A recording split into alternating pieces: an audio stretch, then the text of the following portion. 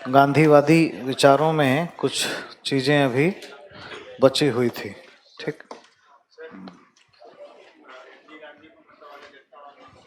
अच्छा अभी करो ना। अराजकतावादी इसलिए कि भाई डिस्ट्रॉय ही कर दिया ना, कैसे चलाओगे सिस्टम ही, केंद्रीकृत व्यवस्था ही हटा दो, संसदीय प्रणाली ही ना रहे तो क्या है ये, कबीला हो जाएगा ना। गांव को क्या करना चाहिए, गांव का संघ बना दो, कबीला नहीं हो गया, हुमा हुमा करते रहो। नहीं नहीं नहीं चला, कौन सा सिस्टम, विकल्प क्या है आलोचना में। अब देखो कोई सॉलिड तर्क है चलाने का।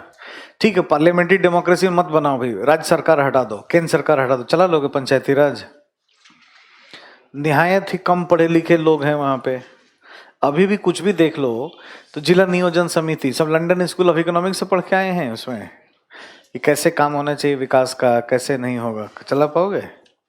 तो इसलिए कहते हैं एनार्किस्ट ना। लेकिन बात यह है कि ऐसे नहीं कहना है, आलोचना करते हुए भी ध्यान रखना है कि भाई कौन है, इस बात का ध्यान रखना पड़ेगा। एक व्यक्ति जिसने ओवरऑल इस तरीके की राजनीतिक विचारधाराएं दी जो भारतीय लोकतंत्र के लिए बहुत जरूरी है। तो कोई इस पे देखो बहुत आएगा नहीं क्रिटिसाइज करने के लिए, क्यों वो अपने विचार में आइडियलिज्म में पहुंच जाते हैं, एनार्किस्ट टाइप का हो जाते हैं, एंटी स्टेट हो जाते हैं, कई बार स्टेटलेस की बात करने लगते हैं, तो क्या है मार्क्सिस्ट टाइप का भी हो जाता है। लेकिन कार्ल मार्क्स के विचार और इनके विचारों में अंतर है, वो भी हम लोगों ने देखा है। भाई इनका स्पिरिचुअल है, वो फिजिकल है, ऐसी बहुत सारी चेंजेस हम लोग देख चुके हैं। अभी इसको करेंगे अंत में। अभी अभी आओ, सत्याग्रह, संघर्ष, ऊपर एक टाइटल दे दो, वर्ग संघर्ष, वर्ग संघर्ष,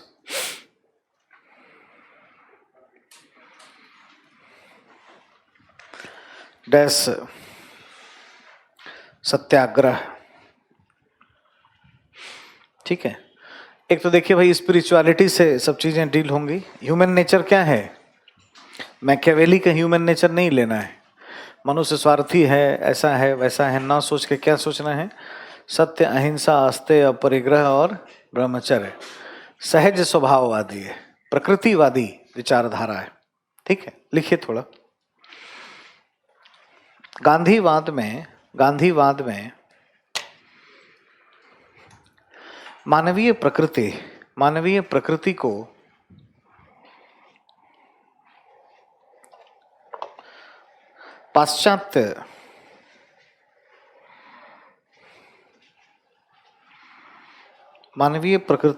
पाश्चात्य विचारधाराओं से अलग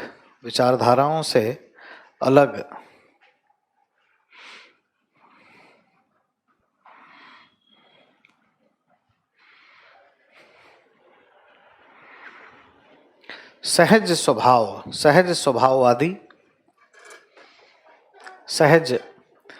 स्वभाववादी विचारधारा,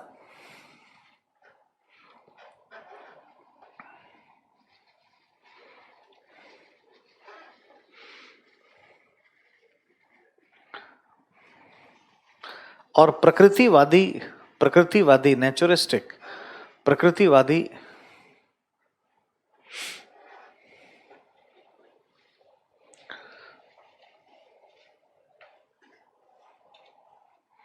मानसिकता से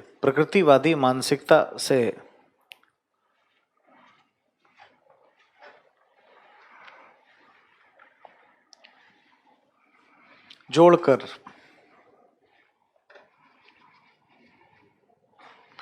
प्रकृतिवादी मानसिकता से जोड़कर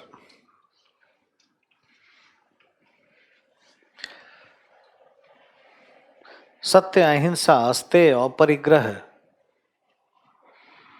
सत्य अहिंसा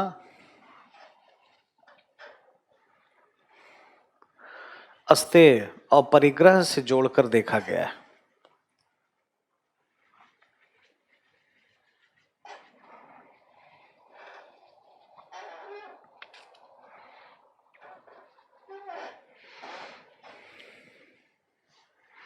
देखा गया। अब देखिए भाई संघर्ष कैसे होगा। ठीक है, संघर्ष के तरीके क्या क्या हो सकते हैं। तो अगर उदारवादी को संघर्ष करना होगा तो क्या करेगा? लिबरल तरीके से संघर्ष करेंगे तो क्या अनुनय, विनय, डेमोन्स्ट्रेशन, प्रदर्शन, साहित्य लेखन, गायन, यही सब होगा ना। अभी जो प्रदर्शन चल रहे हैं, और यही अगर क्रांतिकारी हो जाए तो क्या होगा? बम मारेगा, भगत सिंह, पैसिव रेसिस्टेंस जैसा होगा। ठीक है, ध्यान आकृष्ट करना। मारने का लक्ष्य नहीं है, खाली जगह में बम मारा जाएगा असेंबली में, ताकि जिनको सुनाई नहीं दे रहा है उनको सुनाई दे दे के हम भी हैं। तो जो नॉर्थ ईस्ट वाले थे वो क्या करते थे, सो कॉल्ड, हम लोग बाद में उनको एंटी स्टेट एक्टर करने लगे, कुछ ज़्यादा करके क्राइम करने लगे। तो जैसे को पुल उड़ा देते थे जिधर गाड़ी नहीं जा रही है, ट्रेन चढ़ी तब पुल उड़ाया तो खराब हो गया, पुल उड़ा दिया, दिल्ली सुन ही नहीं रहा है। तो सुनो, तुरंत जाएगा डेलीगेशन, क्यों है तो लो इतना ग्रांट्स, ठीक हो जाता था। एक टाइम तक नॉर्थ ईस्ट रीजन ऐसे ही चला। अब वो धीरे धीरे जब अब एक समय आया कि भाई सरकार खुद ही बहुत ध्यान देने लगी, और अब अभी गवर्नमेंट में देखिए सबसे ज़्यादा नॉर्थ ईस्ट जाने वाले मंत्री अभी के हैं। प्रधानमंत्री इतना ध्यान देते हैं, इतना ग्रांट्स मिलता है, इतना पैसा है। तो अब उनका जो आदत हो गया था ना बम फोड़ने का, अब वो एंटी स्टेट एक्टर हो गए, तो उनको बैन भी किया जाएगा, फिर मारा भी जाएगा, फिर अफस्पा लागू होगा, ब्ला ब्ला ये सब चीज़ होगा। ठीक है, ये थोड़ा चैलेंजेस होता है। अगर मार्क्सवाद में देखें तो संघर्ष कैसे हो रहा है? वर्ग संघर्ष। ठीक है? पूंजीपति पहले लूटेगा और फिर उसके बाद प्रोलेटेरियत से निर्देशित क्रांति होगी। अब एक है गांधी जी का संघर्ष, ये कैसे होगा? तो सत्याग्रह से होगा, सत्य के लिए आग्रह। हम शरीर को मजबूत बनाएंगे, हम सत्य पर चलेंगे, हैं?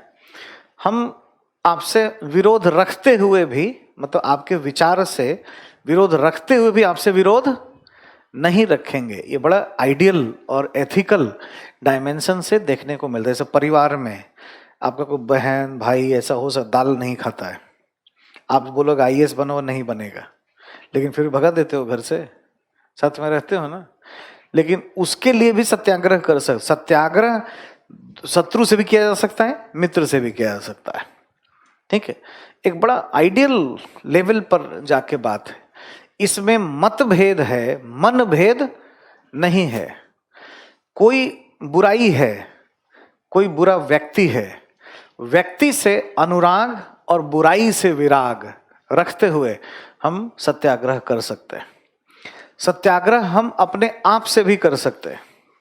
ये बड़ा ही ब्रॉडर पर्सपेक्टिव की अवधारणा है। ठीक है, कोई ऐसा व्यक्ति हो सकता है जो मान लो सामाजिक जीवन में बहुत अच्छा है, लेकिन कोई भावनात्मक कंट्रोल नहीं है, क्रोध करके कुछ कर लेता है, तो उसके लिए भी वो सत्याग्रह कर सकता है। उसके लिए भी तरीके हैं, अपने आप को प्यूरिफाई करना, फास्टिंग करना, है ना। थोड़ा सा ऐसा समझिए, कुछ ऐसा है जो रिच है बहुत, तो रिचनेस जब जब पैसा आता है तो कुछ तो दे ही देता है ना, अहंकार मान लो थोड़े टाइम के लिए। ऐसा नहीं होता है कि कोई किसी के पास ये हो और वो ना आए, चमक दमक होगा तो थोड़ा सा ये सब होता ही है, लेकिन वो भी सत्याग्रह कर सकता है। अगर वो भी फास्टिंग करे, गरीब भूखे लोगों का दर्द समझे, तो वो उससे उबर सकता है। तो ये एक तरह की एब्सोल्यूट फ्रीडम और लिबर्टी की बात इसमें की गई है, जिसमें अपने आप से, शत्रु से है या कोई आताताई है उसके विरुद्ध करने की बात की जाती है। अब हम लोग इसमें कंपेयर करेंगे कि भाई पैसिव रेसिस्टेंस जो है वो भगत सिंह का और महात्मा गांधी का जो सत्याग्रह है, इसमें अंतर क्या है। तो एक तो भाई हिंसा नाम का चीज ही भूल जाना है, और जो सोरेल ने बताया है वो भी हिंसा, कौन सा, एक हिंसा वैचारिक हिंसा की बात, ये भी इसमें शामिल नहीं है, उससे भी मुक्ति पा लेना है। हिंसा मिसिंग होना चाहिए नंबर 1। और जो पैसिव रेसिस्टेंस है भगत सिंह का, उसमें हिंसा इन बिल्ड है। ये हमेशा सत्य के लिए होगा। ठीक है, सत्य के लिए आग्रही बनना होगा। आग्रही का मतलब क्या, एसर्टिवनेस, अधिक आकर्षण बहुत ही ज्यादा हमारे अंदर होना चाहिए। कोई नैतिक चीज से डील होगा, ये सिर्फ राजनीतिक चीजों के लिए आग्रह नहीं होगा। जैसे मान लीजिए हम किसी पॉलिटिकल मुद्दे को उठाते हैं, लेकिन वो अगर एथिकल मुद्दा है ना तो उठना चाहिए, भले वो राजनीति के कैटेगरी में उठ रहा है। तो नैतिक बल पर इसमें बल दिया जाता है। ऐसी चीजों को पैसिव रेसिस्टेंस में, जैसे हमें कोई गुलाम बना लिया तो हम क्या कर रहे हैं, उससे मुक्ति पाने के लिए आंदोलन करेंगे, एक बात है। एक दूसरा बात है कि गुलाम बनाया लेकिन महिलाओं का दमन कर रहा है, किसानों का दमन कर दिया है, ठीक है, ये एक अलग बात है और उसके आधार पे हम कर रहे हैं। लेकिन कुछ अच्छा भी किया है, अंग्रेज ने कुछ अच्छा किया कि नहीं? सेक्रेटेरिएट सिस्टम आपका रहता है ऐसा, तो भाई तारीफ भी करते थे गांधी जी, बहुत ही समन्वय भी लेके चले। आपका district administration, secretariat, police administration, अधिकतर, अभी मैं पबैड में था, उनको एडमिनिस्ट्रेटिव सिस्टम पढ़ा रहा था, जिधर देखता हूं मैं तो अंग्रेजी देखते हैं, और आज उनको यही पढ़ाया है कि भ्रष्टाचार कम था स्वतंत्रता से पहले। और जाके गांव में बुजुर्गों से पूछोगे कि आप अपने पिताजी दादाजी का कहानी बताइए, तो यही बताएंगे कि जो भी गुड्स एंड सर्विसेज मिलती थी वो अच्छी मिलती थी, ठीक है, मिल जाती थी। ये अलग बात है कि जनरल डायर कोई कांड भी करता था, जालियांवाला बाग, दमन करेगा तो खराब करेगा, लेकिन वैसे ब्यूरोक्रेसी अच्छी है। रेलवे में बिना टिकट का कोई घूमेगा नहीं, जो रूल है तो है, रूल ऑफ लॉ एक्चुअल में देखना है तो स्वतंत्रता से पहले जाइए। और अभी क्या हमने बना लिया, हवाओं फिजाओं में भ्रष्टाचार, है ना, जो हमारा जो मेथड है उसी तरीके से हमने कर लिया। जाति प्रमाण पत्र हो, आवासीय प्रमाण, किसी में बिना रिश्वत का काम नहीं होता है।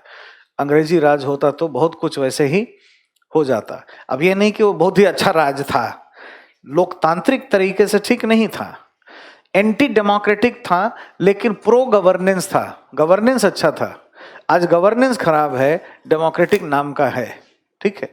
तो ऐसी बहुत सारी चीजें हैं, लिखा है रूल ऑफ लॉ, और जाओगे एफआईआर करने तो मुस्कुराएगा, तुम सोचे कैसे कि एफआईआर हो जाएगा, तुम्हारा पैर भी करना पड़ता है एफआईआर करने के लिए। कभी थाना ना मौका मिले आपको जाने का, और मौका मिले भी तो अपना आईएएस आईपीएस बन के चरित्र प्रमाण पत्र देने वाले कुछ जगह के लिए। लेकिन कभी भी ऐसा मौके लाइफ में आएंगे ना तो आपको आश्चर्य होगा कि हम तो सुने थे 100 नंबर में फोन करने में पुलिस आ जाती है, 2 घंटे बाद दारू पी के आएगा हिलते हुए एक, तब पता चलेगा किस देश में रहते हो, और अजीबो गरीब बात करेगा, ठीक है। और आपका अगर पैर भी नहीं है तो एफआईआर छोड़ो, बहुत कुछ भी नहीं होगा, सनहा नहीं लिखा पाओगे ठीक से। और ये अच्छे अच्छे महानगरों में भी पॉसिबल है, ठीक है। तो ऐसी सिस्टम है। तो हमें किसी ने अगर अच्छा किया, भले उसका नियत खराब था, लेकिन जो अच्छा किया उसका हमें कद्र करना है, उसकी जो खराबी है उतना ही का विरोध करना है। तो सत्याग्रह में ये नैतिक बल पाया जाता है। सत्याग्रह जो है इसमें जैसे हिंसा से दूरी, सत्य के नजदीकी, ये सब तो है ही है, इसमें मतलब वैचारिक ब्रह्मचर्य भी शामिल है। ब्रह्मचर्य का तात्पर्य आपको बताया था, ये नहीं है कि सिर्फ फिजिकल इंटेलिजेंस से अलग होना, विचारधारा के आधार पे भी नहीं, है ना। जैसे मान लीजिए कि अंग्रेज हमारे यहाँ राज किए, तो किसी गवर्नर जनरल की लेडी को, बेटी को यहाँ पे उल्टा लटका के कुछ किया जाए, ये ऐसी कोई भावना उनके विचारों में नहीं थी। जैसे किसी इस्लामिक फंडामेंटलिस्ट ऑर्गेनाइजेशन के द्वारा कुछ कर दिया जाएगा कि भाई पत्थर मार के ही मार दिया जाए, चाहे ऐसा कर दिया जाए, ऐसा कोई वैचारिक क्रांति लाने का कोई बात गांधीयन थॉट्स में कभी नहीं आ सकता है, ठीक है। किसी भी तरीके से 4-5 चीज हमेशा इनबिल्ड रहेगा जो पंच महाव्रत के लिए आप पढ़ते हैं, है ना, सत्य, अहिंसा, अस्तेय, अपरिग्रह, ब्रह्मचर्य, उसके आधार पे उन्होंने अपनी रचना को प्रस्तुत किया है। लिखिए जरा संघर्ष, एक नीचे सब टाइटल दे दीजिए, संघर्ष के तौर तरीके, संघर्ष के तौर तरीके। तो हम लोग सीखें पहले कि क्या हो सकता है। तो सबसे पहले लिखे उदारवादी तौर तरीके।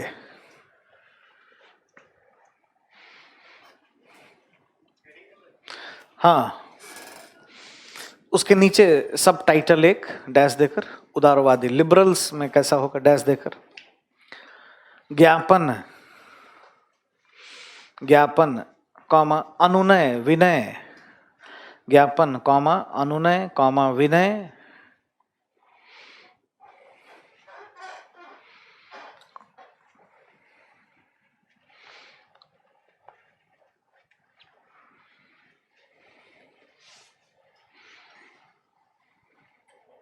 है ना, प्रदर्शन, साहित्य लेखन,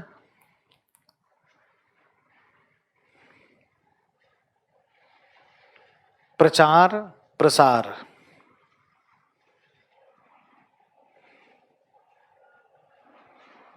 ठीक है, एक संघर्ष करने का ये तरीका हो सकता है। दूसरा लिख दीजिए, अनुनय मतलब कि आपसे आग्रह करना, विनय मतलब आपसे किसी खास चीज के लिए विनती करना कि ये मत करो, कोई भाव को छोड़ो, एनर्जी छोड़ दो, इस तरीके का हो सकता है, ठीक है। दूसरा क्रांतिकारी,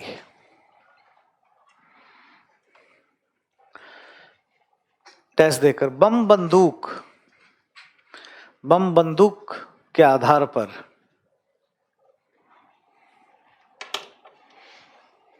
बम बंदूक के आधार पर अपने विचारों को, अपने विचारों को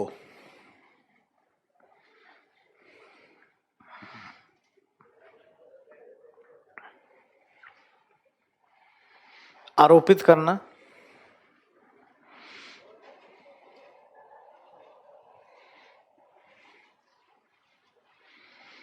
ठीक है। मार्क्सवादी,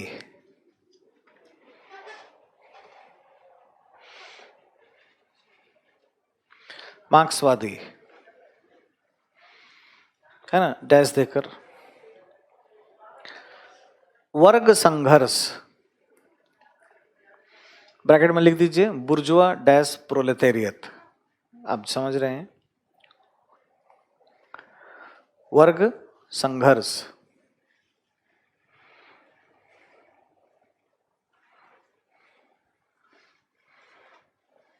ठीक है। अब कहीं भी देखो लाना होगा ना संघर्ष, मान लो परिवार में भी लाना हो, नारीवाद पढ़ेंगे हम लोग तो उसमें भी मार्क्सवादी नारीवाद है, ठीक है। देखोगे कि फैमिली में पैसा पुरुष के हाथ में रहता है, अब महिला खटती रहती है, सुबह से खाना बना रही होगी, नाश्ता चाय उठते ही ऐसा लगता हो उसको वही उसका सद्गुण हो, सबको खिलाना पिलाना, पैसा में नहीं रहेगा। आर्थिक डिसीजन मेकिंग पुरुष लेता है, तो क्या है पुरुष बुर्जुआ, प्रोलेटेरियत महिला, बस एक दिन बेलना चलेगा किचन से, है ना, संघर्ष होगा वहां से, तो उसके बाद फिर कुछ से कुछ हो जाएगा। तो ऐसा अगर विरोध हो परिवार में तो क्या हुआ, मार्क्सवादी नेचर का संघर्ष हो गया। नेक्स्ट लिख दीजिए, एक और टर्म डाल दीजिए, उग्रवादी, रिवॉल्यूशनरी भी हो सकता है,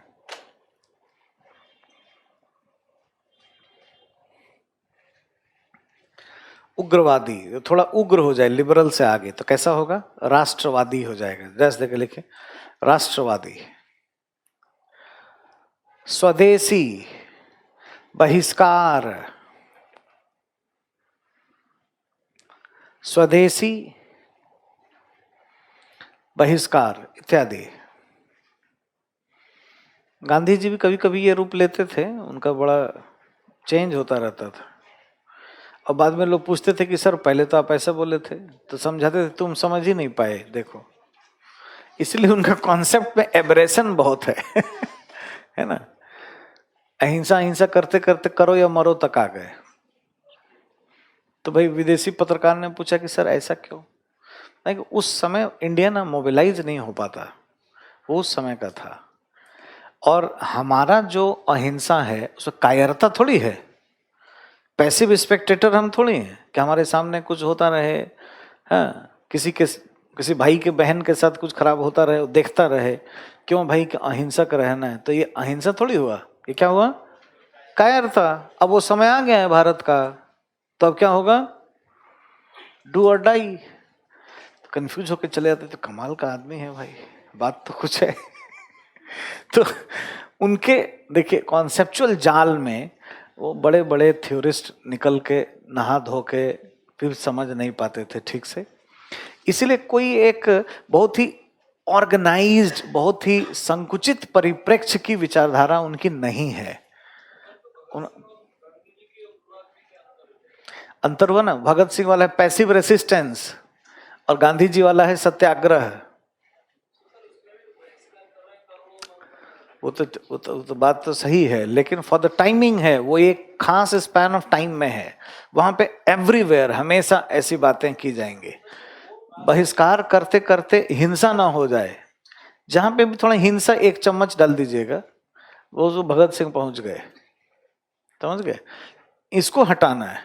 जैसे मान लीजिए कि हमने अंग्रेजी वस्तुओं का बहिष्कार किया, अंग्रेजों का नहीं किया ना, लेकिन अगर उनके द्वारा ये बहुत चलाया जाएगा तो कुछ भी हो जाएगा उससे रिलेटेड।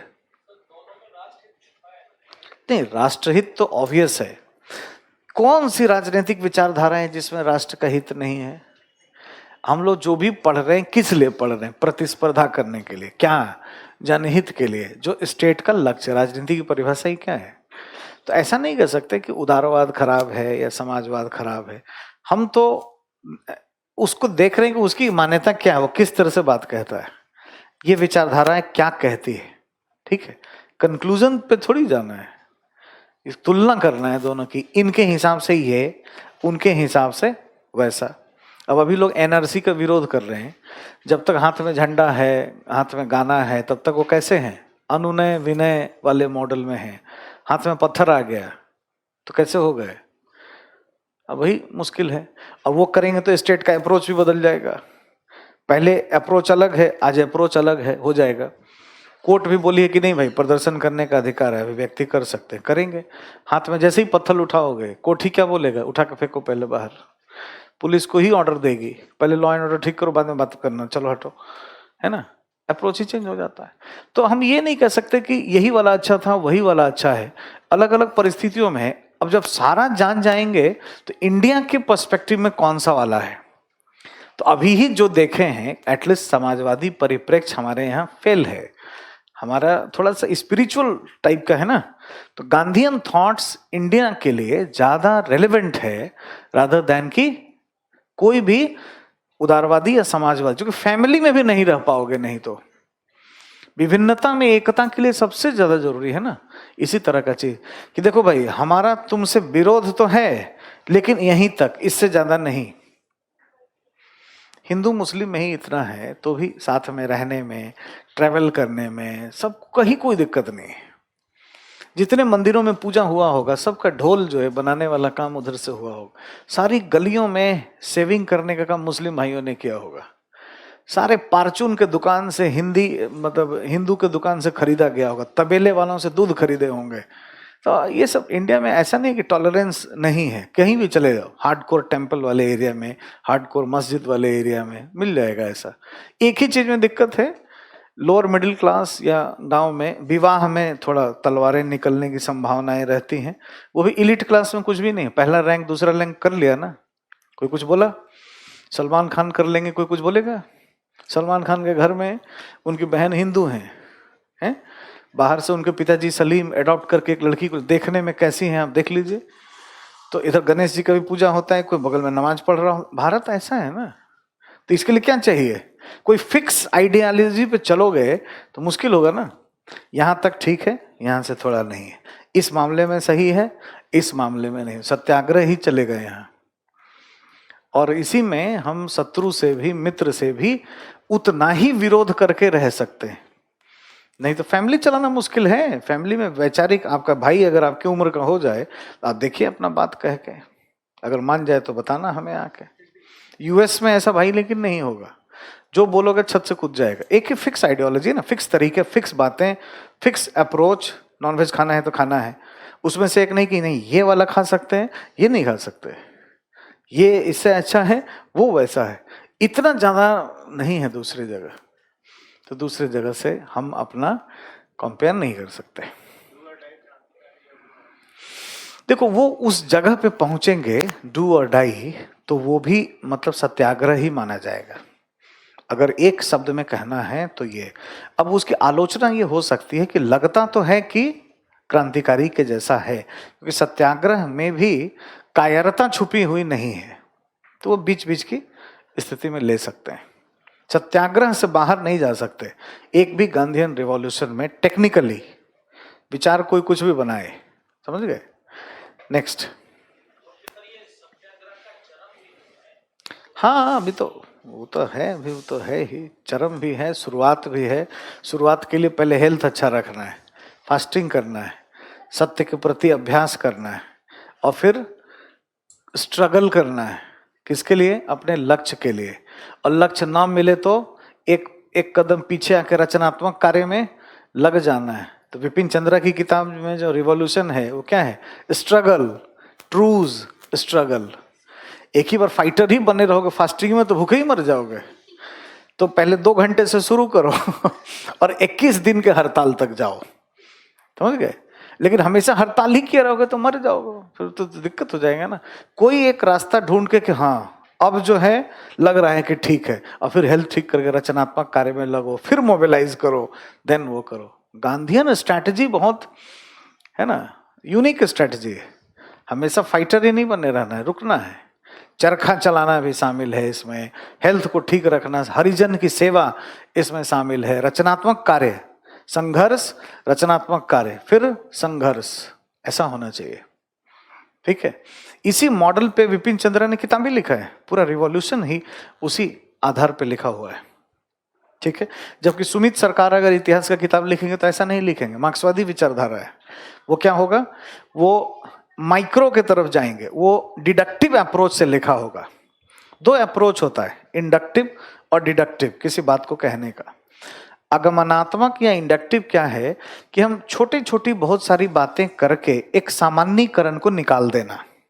कोई भी आंदोलन है, मान लीजिए 1857 का क्रांति है, कोई भी, तो हिंदू मुस्लिम एकता थी, ऐसा हुआ, वहां से विद्रोह हुआ, वहां चंकी पांडे, वहां मंगल पांडे, ऐसे निकले ब्ला ब्ला, और ये ऐसा हो गया। ये क्या है?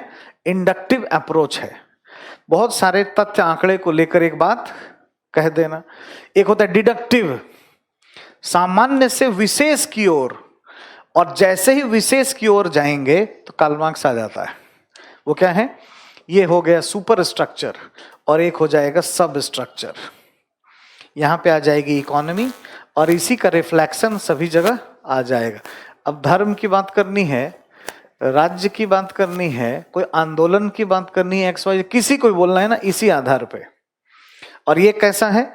शोषक है, सत्तावादी है, पूंजीपति श्रमिक का शोषण करता है।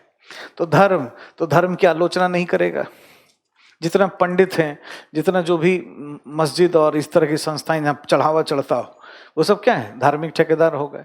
इसलिए जो मार्क्सिस्ट होंगे वो इनका विरोध करते हुए पाए जाएंगे।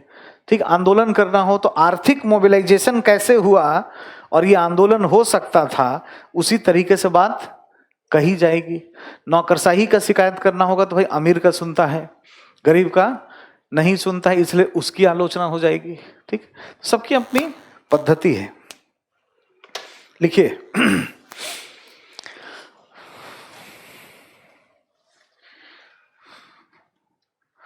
पैराग्राफ छोड़कर उपर्युक्त तरीके से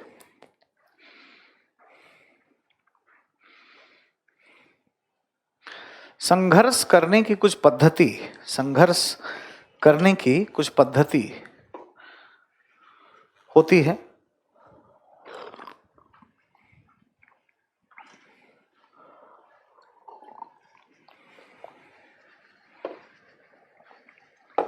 संघर्ष करने की पद्धति होती है, किंतु इस सब में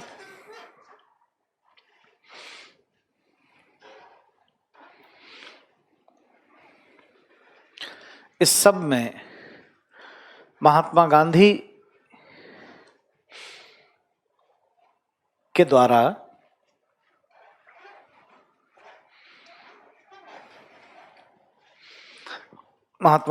के द्वारा निम्नांकित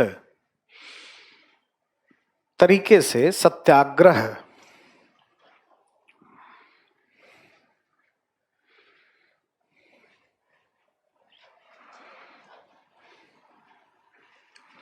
सत्याग्रह को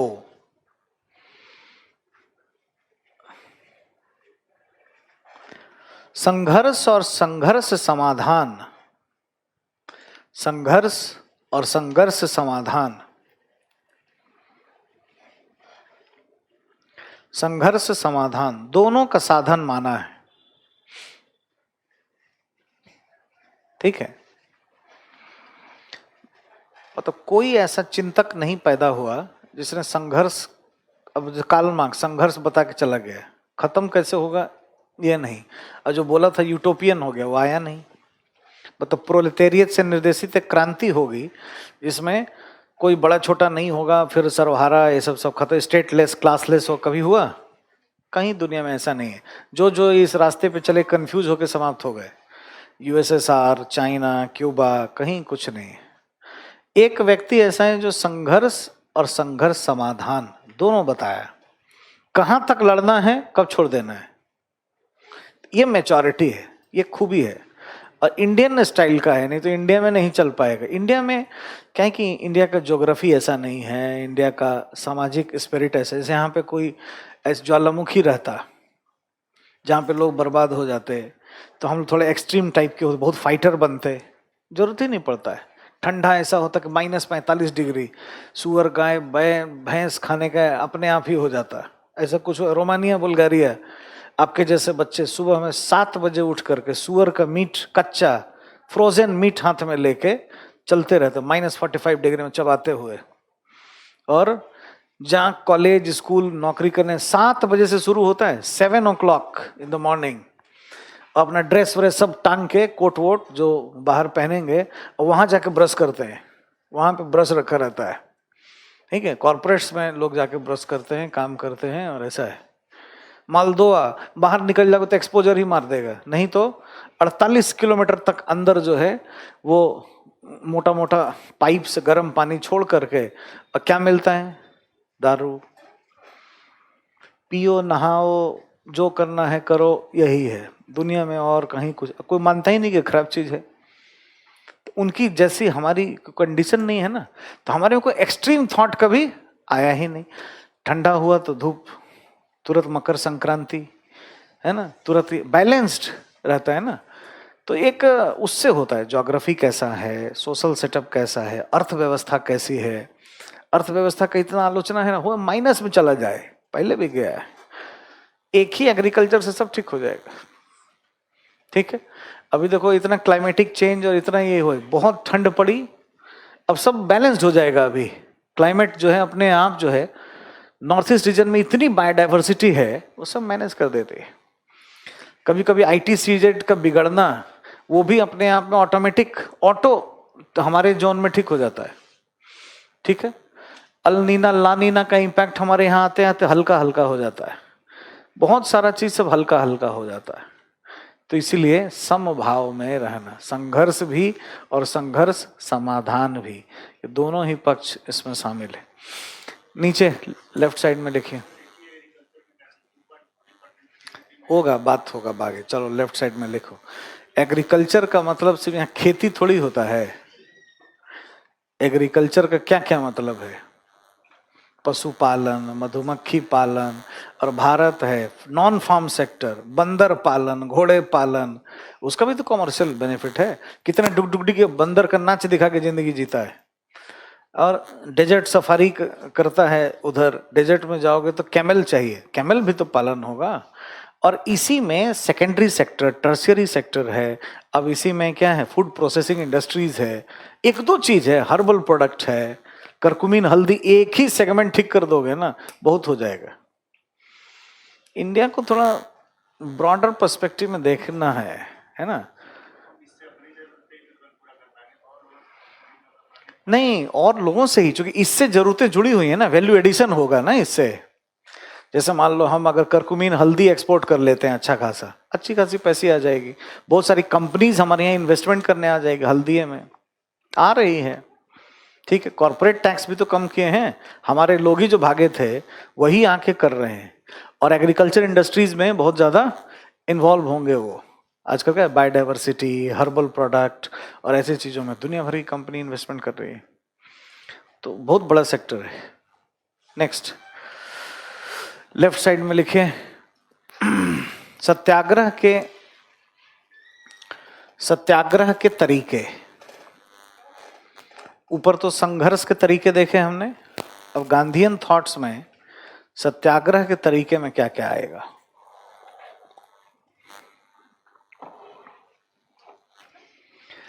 सबसे पहले लिखे शुद्धिकरण।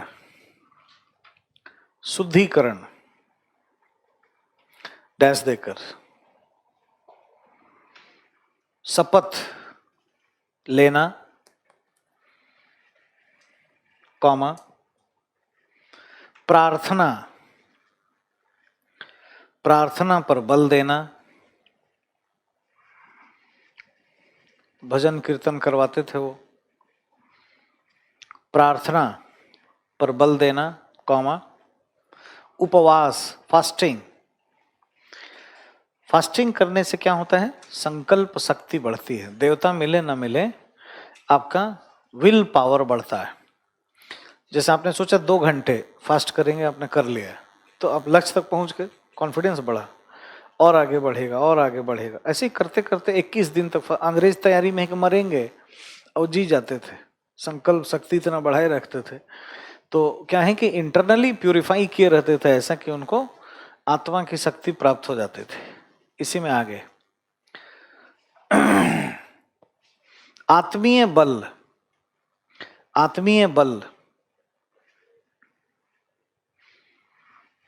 अर्थात नैतिक बल को, नैतिक बल को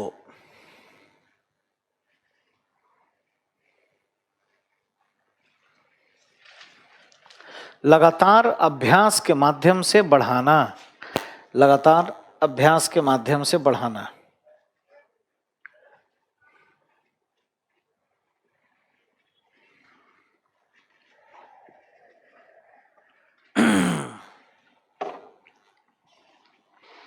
उसके बाद लिखिए असहयोग, असहयोग एक तो है शुद्धिकरण, दूसरा ऐसा असहयोग आंदोलन भी करते थे वो भी सत्याग्रह का ही संघर्ष था, ठीक है, डैश देकर। बहिष्कार, बहिष्कार जिसमें वस्तु सेवा बुराई का बहिष्कार हो, ना कि व्यक्ति का।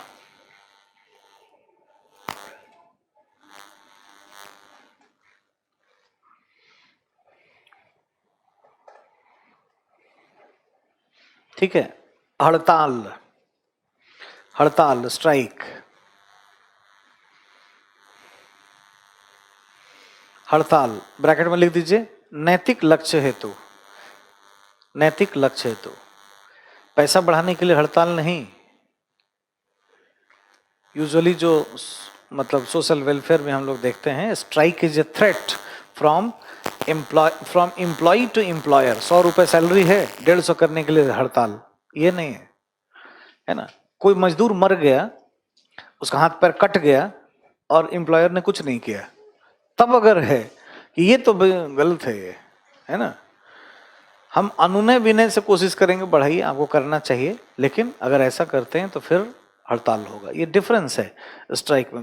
हड़ताल वड़ताल क्या, थोड़ा मार्क्सिस्ट नेचर है ना, इसीलिए लोग कंफ्यूज होके समझते हैं कि गांधीवाद में मार्क्सवाद छुपा हुआ है, लेकिन 100% वो नहीं है, ये डिफरेंट है। हमेशा वही पिछले दिनों बताया है आपको, वो फिजिकल है, ये स्पिरिचुअल है, ये डिफरेंस हमेशा ध्यान रखना है, तभी कॉन्सेप्ट्स की क्लैरिटी होगी, ठीक है। उसके बाद लिखे हिजरत, हिजरत नीचे नोट लिख दीजिए यहीं पे, हिजरत क्या होता है, क्या होता है भाई, इतिहास भी तो कुछ पढ़े हो। हिजरत क्या है, जब भी कोई आंदोलन करो, अगर वहां हिंसा हो जाए तो जगह छोड़ दो, ठीक है, अपना लैंड अपना चीज छोड़ के माइग्रेट कर जाओ, उसको कहते हैं हिजरत। लक्ष्य क्या है, हिंसा से बचाना, ठीक। हिजरत नीचे नोट लिख दीजिए एक,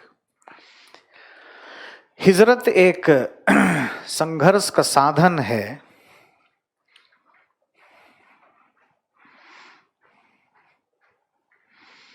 संघर्ष का साधन है जिसमें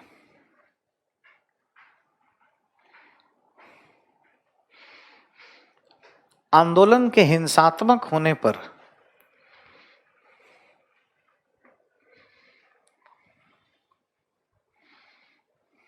वहां से आप्रवासन पर बल दिया जाता है।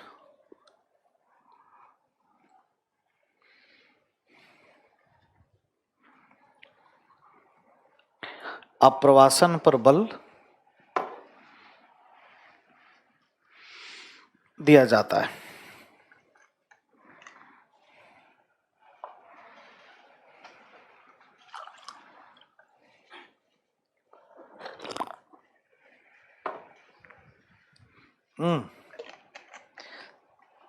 ताकि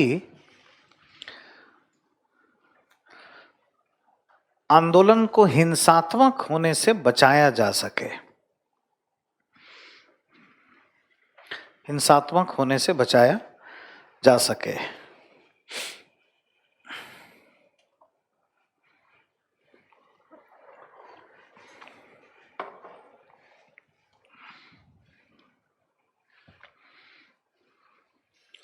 ठीक है,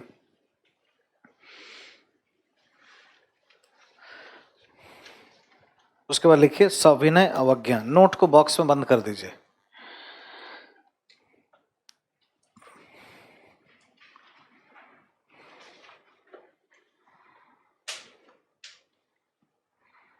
सविनय अवज्ञा है ना। डेविड थूरो से बहुत प्रभावित थे, थूरो से पढ़े थे, और महात्मा गांधी ने सिविल डिसोबीडियंस मतलब राजाज्ञा का विरोध, इसमें डैश देकर लिखिए। इसके अंतर्गत किसी कार्यपालक शासनादेश, इसके अंतर्गत किसी कार्यपालक शासनादेश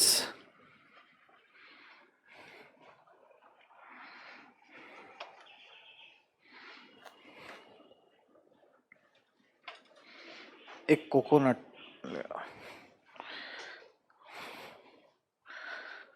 कार्यपालक शासनादेश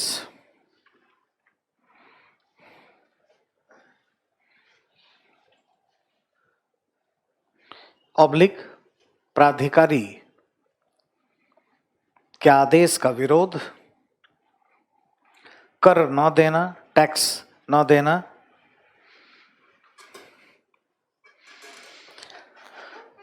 कर न देना, धरना, धरना पालन न करना, कर न देना, धरना पर बैठना इत्यादि शामिल है।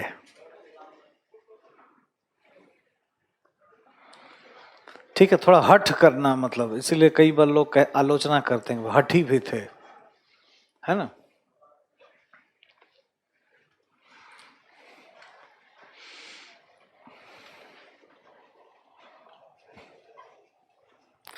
नेक्स्ट, सुधार, रिफॉर्म, चौथा लिख दीजिए रिफॉर्म।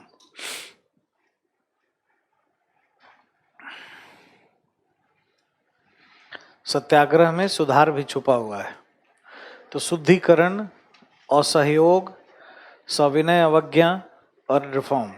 ठीक है, सुधार में डैश देकर लिखे। इसमें रचनात्मक कार्य, इसमें रचनात्मक कार्य,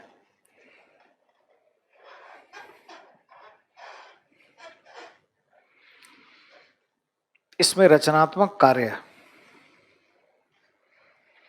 पर बल देना, जैसे चरखा चलाना, सफाई शौचालय, सफाई शौचालय,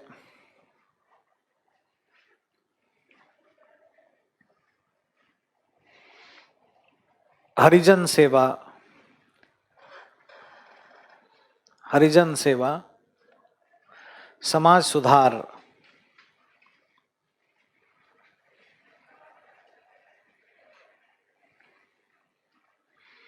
इत्यादि पर बल देना।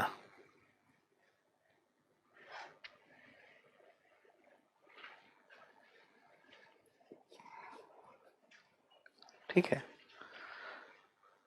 पैराग्राफ छोड़कर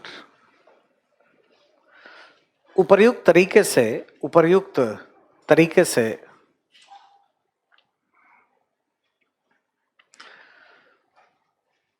गांधीवाद में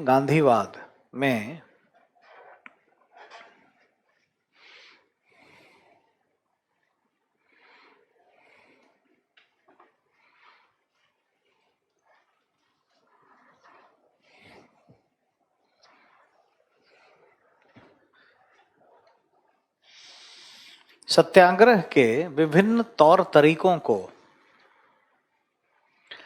प्रस्तुत किया गया है, जिसके आधार पर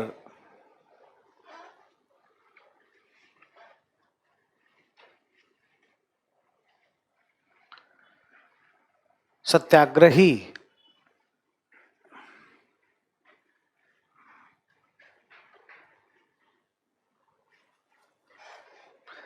जनहित के किसी मुद्दे को, जनहित के किसी मुद्दे को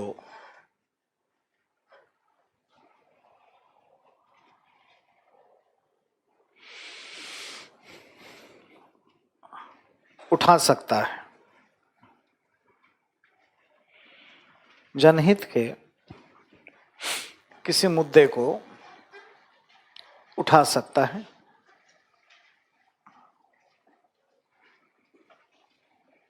और प्रतिस्पर्धा कर सकता है।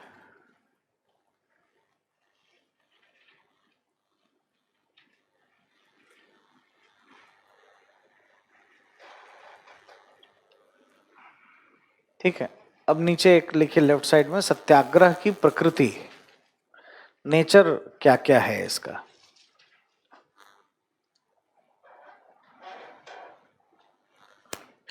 है ना, नेचर ऑब्लिक कैरेक्टरिस्टिक्स ऑफ सत्याग्रह।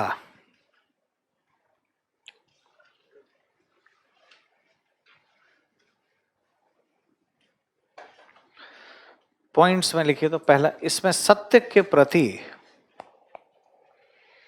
इसमें सत्य के प्रति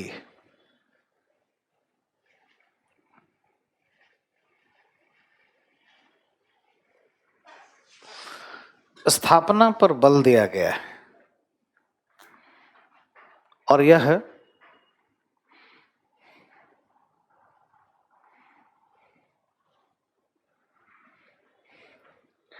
सत्य के प्रति अत्यधिक आकर्षण, सत्य के प्रति अत्यधिक आकर्षण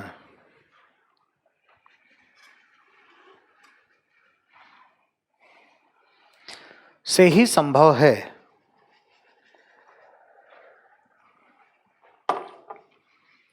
तो उन्होंने कुछ पद्धति बताई कि सत्य पे कैसे चलोगे, एथिक्स में हालांकि पढ़ते हैं, है ना, लेकिन जान लेना है भाई, आपका भी फायदा है उधर भी, है ना। कैसे करेंगे, कम बोलना, जो सत्याग्रही है वो कम बोलता है, बड़बोला सत्याग्रही नहीं होगा। शरीर मजबूत होना चाहिए, गरीब टाइप का, कमजोर टाइप का शरीर देखना नहीं चाहिए, है ना। तो विवेकानंद का आइडियोलॉजी है ना, strength is God, weakness is death, ऐसा होना चाहिए।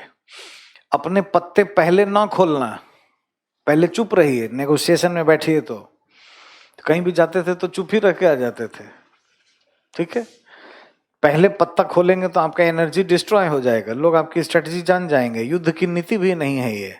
सत्याग्रह में भी एक तरह से अपने बात को कह रहे हो ना, प्रतिस्पर्धा कर रहे हो आगे सामने वाले को वो करने के लिए। और कभी भी अतिशयोक्ति ना करना, बढ़ा चढ़ा कर नहीं बोलना चाहिए, है ना। 100 लोग हैं तो हजारों लोगों की भीड़ है, एक गोली चली, परिंदा मरा तो क्या हुआ कि कई लोग छत विछत हो गए। ये सब चीज करने से सत्य के साथ चल नहीं पाओगे और सारा एनर्जी काफूर हो जाएगी, तुरंत सारा आंदोलन खत्म हो जाएगा और सामने वाला उत्पीड़नकारी हो जाएगा, चाहे वो स्टेट हो, उपनिवेश हो या कोई भी तरह का दुश्मन हो, ब्ला ब्ला कुछ भी लक्ष्य हो। तो डिस्ट्रॉय होना है तो आप ये सब काम करिए, डिस्ट्रॉय नहीं होना है तो आप अतिशयोक्ति मत करिए, बढ़ा चढ़ाकर मत करिए। आजकल देख रहे हैं प्रदर्शन 100% नहीं हो पा रहा है, गड़बड़ा भी जाता है, कुछ वीकनेस छोड़ देते हैं, पेशेंस नहीं खोना है ना। गांधी जी के टोपी पहनने से नहीं होगा, गांधी के टेक्नोलॉजी को लेने से नहीं होगा, वो तो ले लेकर कितनी राजनीतिक दल बन गया। आम आदमी पार्टी टोपी नहीं पहनती तो होते हैं, इतना पावरफुल है ये सब ऐसी मिसाइलें हैं जो टेस्टेड है इंडिया में। गांधी जी ने एक माई एक्सपेरिमेंट विथ ट्रूथ में टेस्ट किया है, दक्षिण अफ्रीका से ही भारतीयों पर टेस्ट करते हुए आए हैं और यहाँ पे बताया कि ये 2 हाइड्रोजन 1 ऑक्सीजन बराबर पानी, ऐसे करोगे तो अग्नि, ऐसे कर दोगे तो लोहा, कुछ और भी हो जाएगा उसको। और मतलब ब्रॉडर पर्सपेक्टिव में इंडियन हिसाब से उन्होंने समझा दिया है। तो कम बोलना, अतिशयोक्ति ना करना, 2 कम्युनिकेशन के बीच में बस फिल्टर के भूमिका निभाना, अपने आत्मबल को बढ़ाते रहना, सत्य को पकड़े रहना हर हाल में, है ना। ये सब पहले बहुत जरूरी है, रिक्वायर्ड है। और सत्य पे चलने के लिए फास्टिंग भी करना चाहिए। फास्टिंग करने से बॉडी डिटॉक्स हो जाता है, इंटरनल प्यूरिफिकेशन बढ़ता है, आत्मा का बल बढ़ना शुरू हो जाता है, भावना का गुस्सा और वो सब चीज शांत होता है, उससे संकल्प शक्ति बढ़ती है। तो ये थोड़ा सा ये भी स्पिरिचुअल ही हो जाता है। दूसरा पॉइंट, यहाँ पे ये सब इतना मत राम कहानी बताना, मेन पॉइंट्स। सत्याग्रह के लिए सत्याग्रही का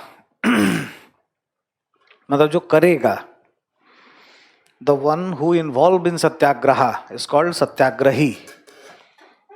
सत्याग्रह के लिए सत्याग्रही का शरीर हिष्ट पुष्ट होना चाहिए,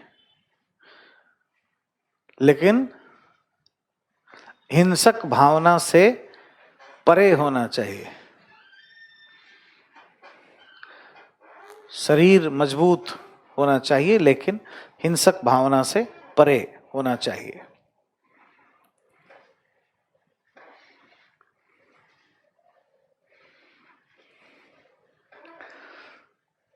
लक्ष्य क्या है सत्याग्रह का? सामने वाले को मसल देना, उसको नीचा दिखा देना नहीं, हृदय परिवर्तन। तीसरा, सत्याग्रह का लक्ष्य, सत्याग्रह का लक्ष्य सामने वाले पक्ष को नीचा दिखाना, दमन करना, सामने वाले पक्ष को नीचा दिखाना,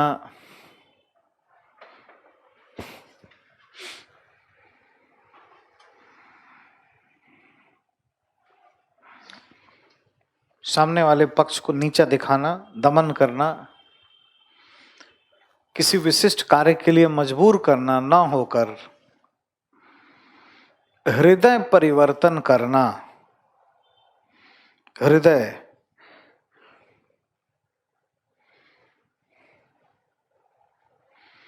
कार्ल मार्क्स बेचारा इतना नीचे तक उतर ही नहीं पाए। हृदय परिवर्तन, ऊपर से ही लड़ने में हृदय परिवर्तन करना शामिल है।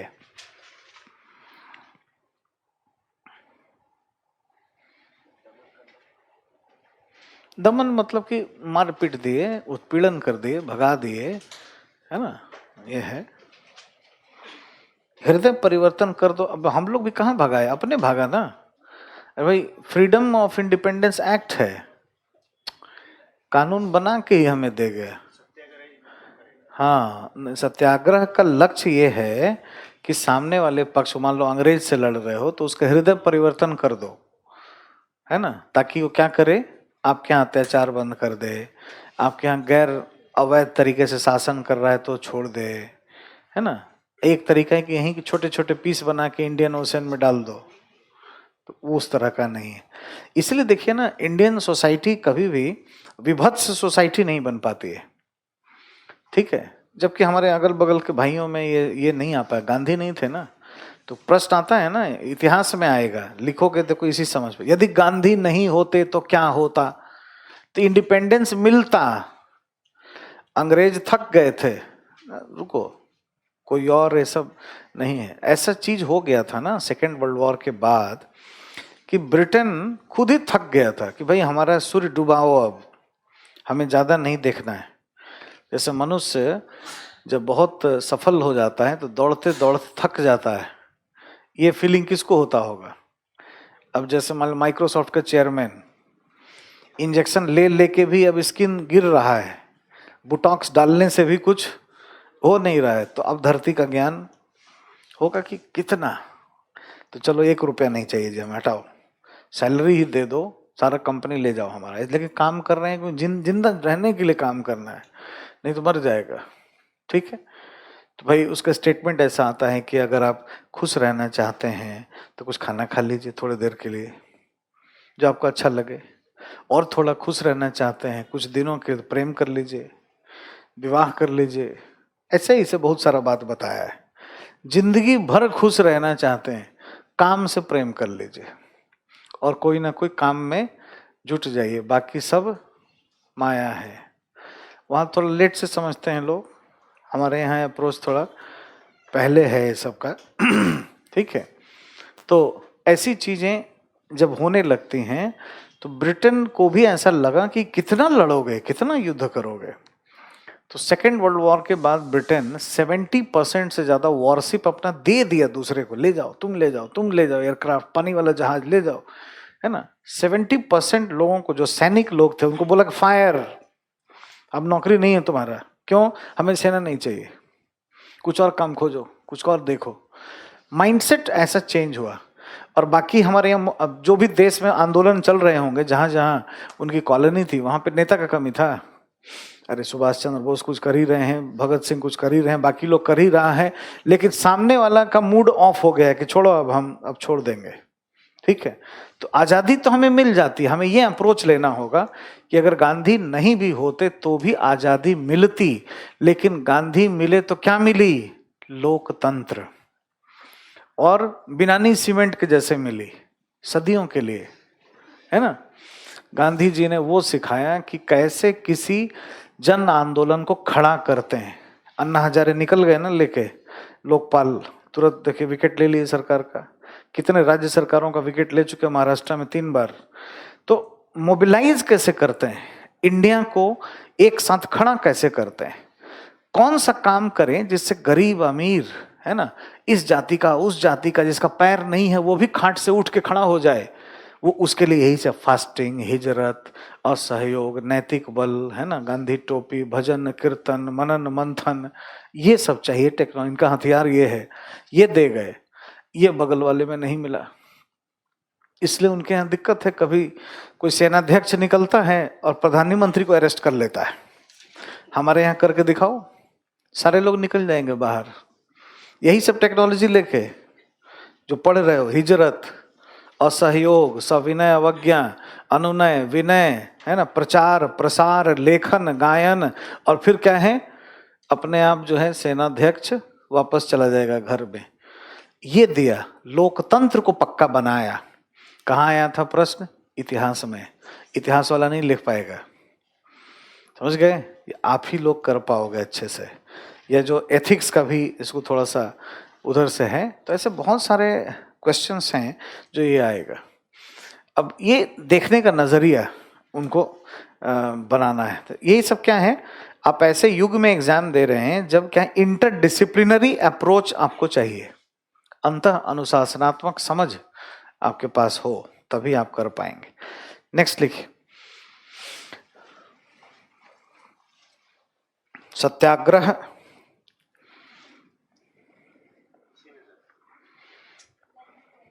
अगला पॉइंट, सत्याग्रह के लिए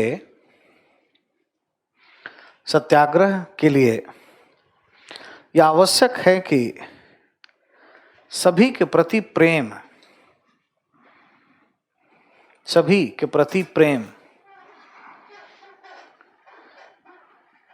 की नैतिक चेतना का विकास किया जाए।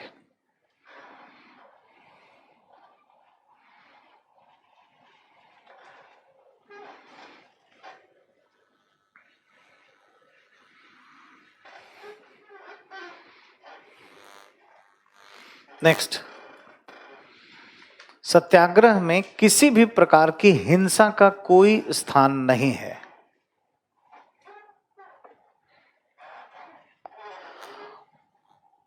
किसी भी प्रकार की हिंसा का कोई स्थान नहीं है।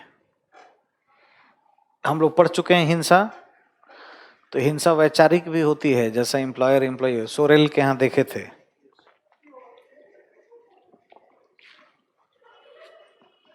ये उसको भी निगेट करता है, मतलब किसी भी तरीके से, शारीरिक, मानसिक, आध्यात्मिक, किसी भी तरह से, वैचारिक, सबसे मुक्ति।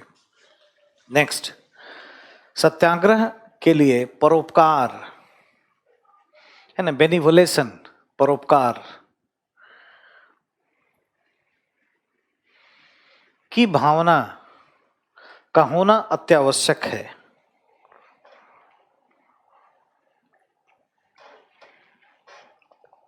नेक्स्ट, सत्याग्रह में स्वनियंत्रण, सत्याग्रह में स्वनियंत्रण और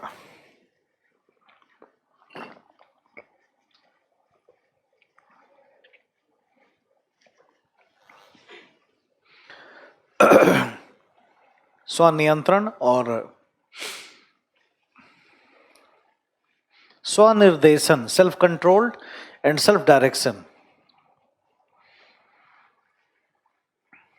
अंतर्निहित होता है।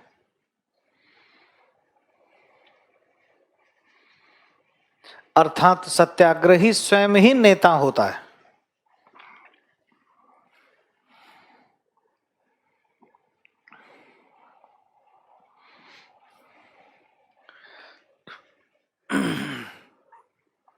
ठीक है, क्या कॉन्फिडेंस रहा होगा भाई आदमी का, इसी से पता चलता है। ठीक है, तो जब भी लोग थोड़ा तनाव देते थे ना, तो एक बालू उठा के ऐसे कर, देखो जब चाहेंगे ना ऐसे कांग्रेस बना देंगे, इतना मतलब बालू से जितना गिर रहा है इतना। हर व्यक्ति लीडर है, मास लीडर की जरूरत नहीं है। और इसे इतना अपील करता है इंडिया को कि लोग खोलने लगते हैं। तो ये गांधी से फायदा हुआ, मोबिलाइजेशन कर सकते हैं, अपने बातों को रख सकते हैं, लोकतंत्र में डिबेट डिस्कोर्स को कर सकते हैं, इसी से डेमोक्रेसी मैच्योर होती है। तो ये यहां से मिला है। नीचे लिखिए लेफ्ट साइड में, सत्याग्रह बनाम शांतिपूर्ण प्रतिरोध, सत्याग्रह बनाम शांतिपूर्ण प्रतिरोध। शांतिपूर्ण प्रतिरोध के बगल में लिख दीजिए Bhagat Singh, passive resistance. Gandhian thoughts में और भगत सिंह के विचार में अंतर क्या है? भगत सिंह ने एक पैम्फलेट लिखा है ना, गांधी जी क्या क्या थे, गांधी जी का आइडिया क्या स्पिरिचुअल है। उन्होंने क्या लिखा, why I am atheist. Gandhi ji ने लिखा मैं हिंदू क्यों हूं।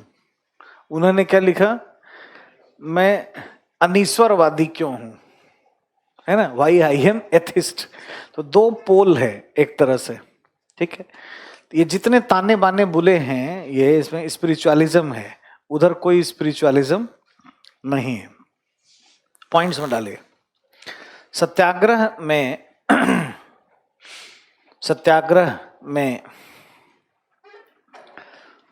विरोधी से घृणा का भाव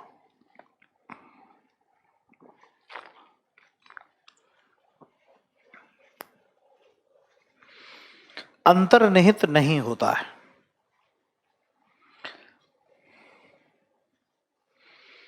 किंतु शांतिपूर्ण प्रतिरोध में, पैसिव रेसिस्टेंस में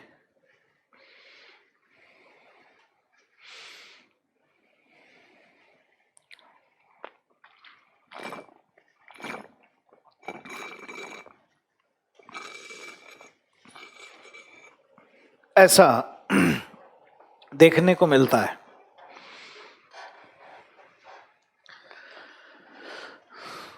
अब जैसे मान लीजिए कि अभी विरोध प्रदर्शन चल रहा है बाहर, ठीक है वो करना चाहिए, लेकिन छोटे छोटे बच्चों से प्रधानमंत्री को गाली दिवाया जा रहा है और कोई अगर मना नहीं कर रहा है तो दिस इज नॉट फेयर।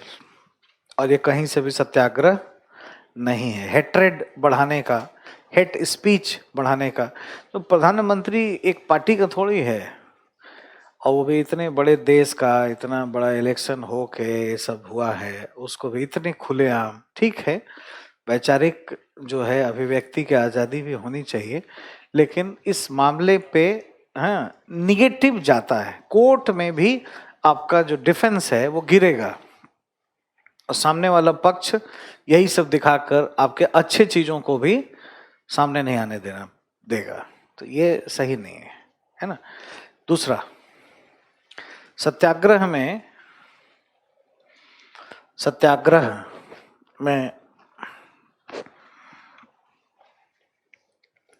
विरोधी से भी सहयोग किया जाता है, विरोधी से भी सहयोग किया जाता है।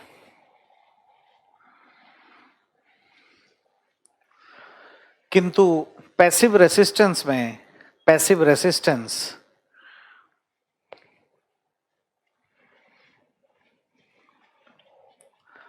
विरोधी को क्षति पहुंचाई जाती है, विरोधी को क्षति पहुंचाई जाती है।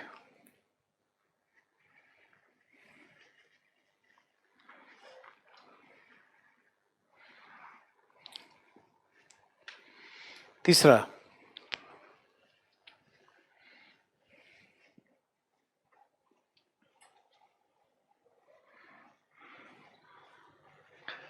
सत्याग्रह में किसी भी प्रकार की हिंसा वर्जित है।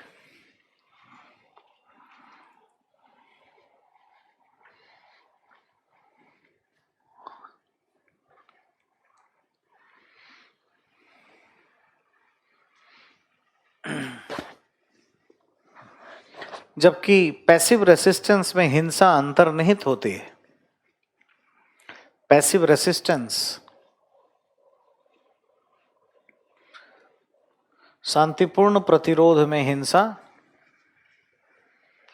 अंतर्निहित होती है।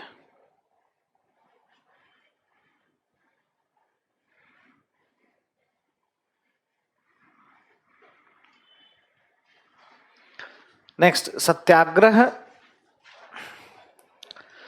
निकट जन, प्रिय जन के विरुद्ध भी हो सकता है, मतलब फैमिली मेंबर्स, पीयर्स, रिलेटिव्स।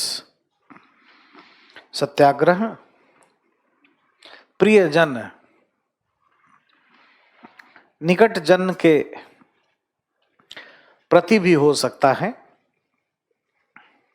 किंतु पैसिव रेसिस्टेंस, पैसिव रेसिस्टेंस, निष्क्रिय प्रतिरोध, पैसिव रेसिस्टेंस सिर्फ दुश्मन के साथ ही संभव है।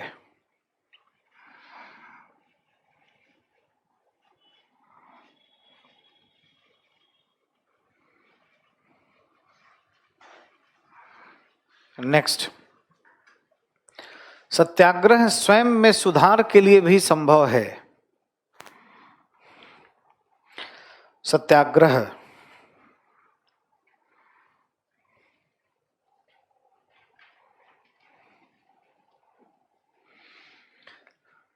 स्वयं में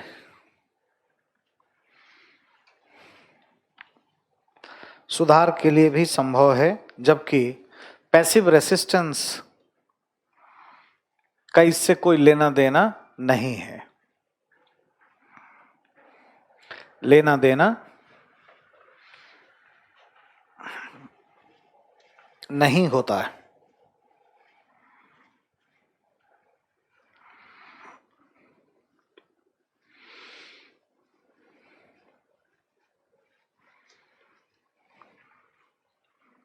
ठीक है, सत्याग्रह पे सवाल हो सकता है, तो ये सारी बातें ध्यान रखनी है। और भगत सिंह का आइडियोलॉजी और गांधीयन आइडियोलॉजी में डिफरेंस कैसे, हालांकि इतिहास वाले को दे दोगे नोट्स तो ज़्यादा फायदा हो जाएगा उनको, है ना। और बाहर जो लोग सत्याग्रह लिख के घूम रहे हैं वो एग्जैक्टली ये सत्याग्रह जानना जरूरी है, आपको इसका पता चला, है ना। तो मीडिया वाले भी नहीं जानते हैं, आजकल तो कुछ भी कोई लिख लेता है, कोई भी सत्याग्रह ही कर रहा है, मीडिया वाला भी सत्याग्रह कर रहा है, कोई भी सत्याग्रह कर रहा है ना। तो ये कहानी है। नेक्स्ट आ जाइए, एक सब कैटेगरी एक और डालिए। तो हम लोगों ने अभी तक देखा कि भाई डेमोक्रेसी के लिए क्या कहा इन्होंने, पार्लियामेंट्री डेमोक्रेसी के लिए, और हमारे ह्यूमन नेचर के बारे में क्या कहा, स्टेट के लिए क्या इन्होंने आइडियाज दिया, आदर्श राज्य की अवधारणा गांधीयन थॉट्स में क्या है, कल पिछले दिनों जो हम लोग देखे थे, और अब जो है मॉडर्नाइजेशन की और जो वेस्टर्न कल्चर है उसके अगेंस्ट में भी कुछ आइडियाज है, एक टाइटल बनाइए, आधुनिकीकरण, आधुनिकीकरण ऑब्लिक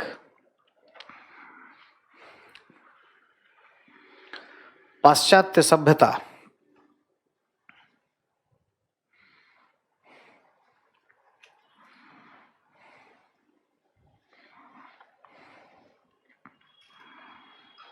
ठीक है, अंडरलाइन कर दीजिए। अब देखिए भाई, गांधी जी कभी इसको सपोर्ट नहीं कर सकते थे, है ना।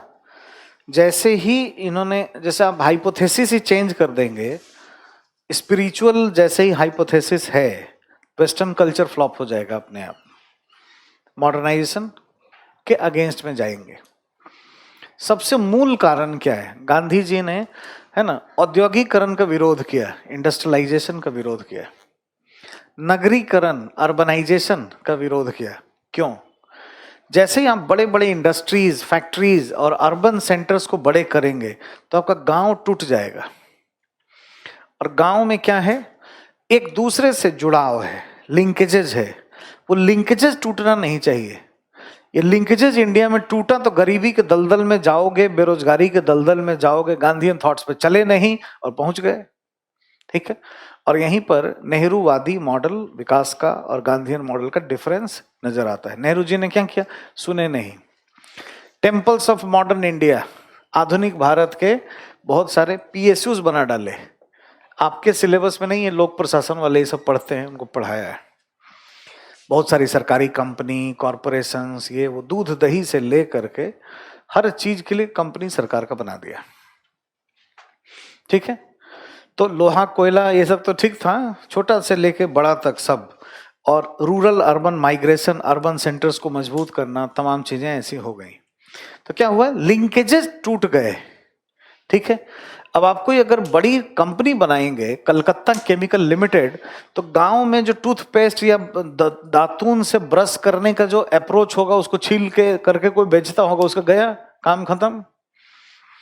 कोई फावड़े या कुछ भी बनाने वाली अगर आप बड़ी कंपनी बना देते हैं, लोहे की, स्टील की, कोयले की, कुछ भी ऐसा जिसको इस्तेमाल लोग करके कुछ प्रोडक्ट बनाती है बहुत प्रोफेशनल, तो गांव वाला तो गया है, वो जो स्किल के आधार पे करता था। ठीक है, तो जो लोहे से कुछ प्रोडक्ट बना रहा है, खुरपी, कुदाल, फावड़े, उसका भी तो रोजगार था ना, वो उससे खरीद के खेती होता था। खेत से कुछ प्रोडक्ट निकला तो वहीं पे कोई धान निकाला तो उसको कूटने वाला व्यवस्था है, तो उसे पोहा बन गया, उसकी पैकेजिंग की व्यवस्था, उसी से जो रूरल मार्केटिंग, ये क्या है? कनेक्शंस है, सभी एक दूसरे के सर्विस प्रोवाइडर होते थे गांव जो था, और वो इसको मेंटेन रखना चाहते थे, इसीलिए कहते थे गांव का संघ बनाओ, गांव का। और इसीलिए कोई सेंट्रलाइज्ड गवर्नमेंट को नहीं चाहते थे, या ऐसा कोई प्रधानमंत्री यहाँ से गाइड करे, इसकी जरूरत नहीं है, गांव खुद ऑटोनोमस हो जाए।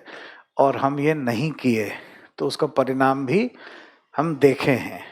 अगर 100% नहीं भी मानते तो भी कम से कम एक बैलेंस्ड अप्रोच लेके चलना चाहिए। आज क्या कर रहे हो? Skill development. अभी मैंने बताया करकुमिन, ये सरकार सबसे ज्यादा हल्दी को बढ़ावा दे रही है। हल्दी का चीज लगाने में कितना, भारत में ही है काल मेघा और 3-4 और, जिसमें करकुमिन बहुत पाया जाता है। और दुनिया में कोई भी एंटीबायोटिक से अच्छा एंटीबायोटिक है। ठीक है, यहाँ पे इतनी डिमांड है वेस्टर्न वर्ल्ड में, जिसका हम सप्लाई नहीं कर पा रहे, इतना ज्यादा है। तो हमारे यहाँ उसका पोटेंशियल है। अब सरकार की बड़ी योजना है, तो हल्दी के लिए क्या करना पड़ता है? बहुत सस्ता सा प्रोजेक्ट लगाना है। हल्दी का पेड़ निकालो तो क्या करना पड़ेगा? गर्म पानी में डालो, उसके जड़ से मिट्टी निकालो, तो एक टैंक गड्ढा करो, पानी खोलने का व्यवस्था उसमें, गर्म पानी उसमें, वहां से खेत से निकला इसमें डलेगा, इससे निकल करके, है ना, हॉट ड्रायर से उसको ड्राई कट, उसके बाद क्या है? Grinder and packaging. कोई बहुत बड़ा ऐसा इंडस्ट्री या ऐसा कंप्यूटराइजेशन, कैड कैम का जरूरत नहीं है। अब ये धीरे धीरे विलेज ओरिएंटेड इतना ये होगा, और वहां से इसके हो जाएगा। गांव में थोड़ा पानी वाला भी है तो पेस्ट निकल जाएगा, लोग चेहरे वहरे पे बहुत लगाते हैं, इतना चलेगा, हर्बल मसाज पार्लर में ब्रैड पिट एंजेलिना जोली भी ले जाएंगे, है ना। इसकी इतनी डिमांड है जिसका पूछिए मत। यूएस को बोलिए कि हम इतना लाखों कंटेनर एक भी बिना टेस्ट का, करकुमिन तुरंत लाओ। पूरा वेस्टर्न वर्ल्ड जो है इसका फैन हो चुका है, क्योंकि वो एंटीबायोटिक खा खा के कैंसर ले चुके हैं खूब, और उनको अब यही चाहिए। तभी मन की बात में कही जाती है कि देखो हल्दी खाओ और हमेशा एंटीबायोटिक मत खाओ। सबसे बड़ा प्रोजेक्ट, एक चीज से ही बहुत कुछ हो सकता है। तो अब इसमें क्या चाहिए, क्या करना पड़ेगा? अब इसका भी बोलो कि हल्दी का इंडिया हल्दी लिमिटेड बनेगा, एक बड़ा बनाओ। अर्बन सेंटर में दिल्ली में होगा, लखनऊ में होगा, ऐसे जगह पे तो डूब जाओगे ना। तो कहाँ ले जा रहे हैं इसको? गांव में। तो अभी की जो गवर्नमेंट है, मतलब तो गैर कांग्रेसी जितनी पार्टियां होंगी जिसमें लोकतांत्रिक समाजवादी ये सब है, मतलब पहले ही से मोरारजी देसाई जब शुरू हुए विलेज ओरिएंटेशन शुरू किया। कब से शुरू हुआ? Integrated rural development programme, integrated rural IRDP 1978। 2 अक्टूबर गांधी जी का जन्मदिन है, 2 अक्टूबर 1980 से पूरे भारत में ये लागू किया गया था। और पहली बार केंद्र से गांव तक का जुड़ाव बनाया। एक एजेंसी यहां बनाई गई, उसका नाम था DRDA, district rural development agency, जो जिले में होगी। डीएम उसका अध्यक्ष होता है, अब तो नहीं होता, तो पंचायती राज की संस्थाएं होती हैं। अब उसके क्षेत्र और सामुदायिक विकास के जितने कार्यक्रम हैं उसको कोऑर्डिनेट करके चलाता है। ये रिपोर्ट करेगा एसएलसीसी को, और फाइनली ये कृषि मंत्रालय भारत सरकार की तरफ से डील होगा। तो दिल्ली को गांव तक जोड़ने की पहली योजना यहां से शुरू हुई। गांधीयन मॉडल की शुरुआत थी वो, है ना। नेहरूवियन मॉडल से हट करके पहली बार, है ना, बॉटम अप डेमोक्रेसी या नीचे से ऊपर की तरफ करने की बात शुरू हुई। जब भी देखो कौशल विकास का मंत्रालय बनाओगे, विलेज कनेक्शंस जोड़ोगे, फूड प्रोसेसिंग को जोड़ोगे, तो गांधीयन मॉडल की तरफ बढ़ रहे होगे। ठीक है, तो आज वही सरकार कर रही है, वो प्रायोरिटीज उनके पास आज बहुत हैं। ठीक है, लिखिए इसमें थोड़ा। महात्मा गांधी ने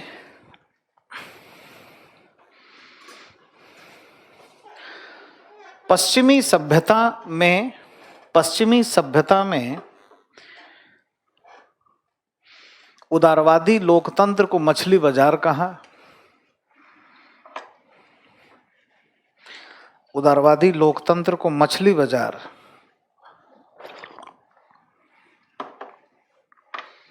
कहा।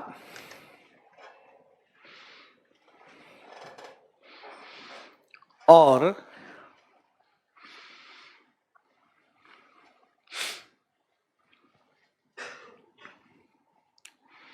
यह सभ्यता सतत रहेगी,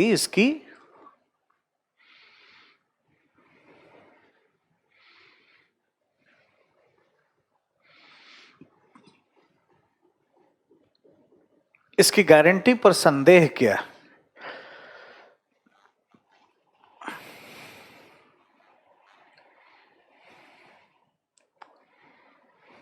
इतना ही नहीं, पश्चिमी सभ्यता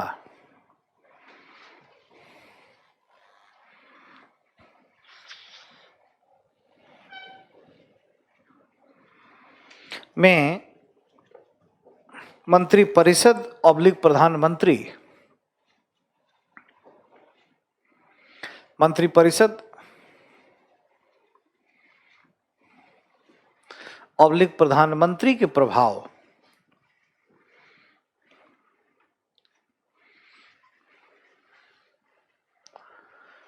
की आलोचनाओं को प्रस्तुत किया, जिसमें 51% लोगों का प्रभाव होता है।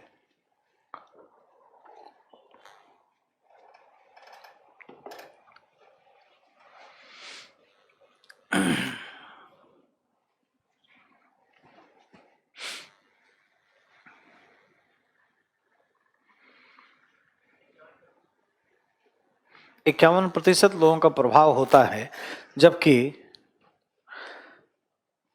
सबका प्रभाव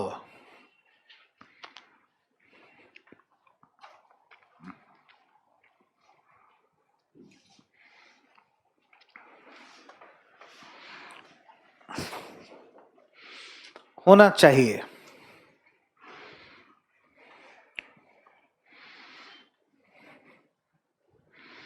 पैराग्राफ छोड़कर, पश्चिमी आधुनिकीकरण का आधार इंडस्ट्रियलाइजेशन है। पश्चिमी आधुनिकीकरण का आधार औद्योगिकरण है। औद्योगिकरण है जो तकनीकों के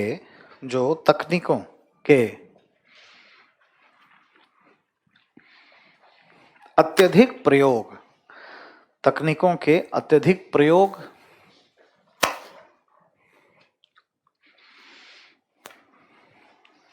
के द्वारा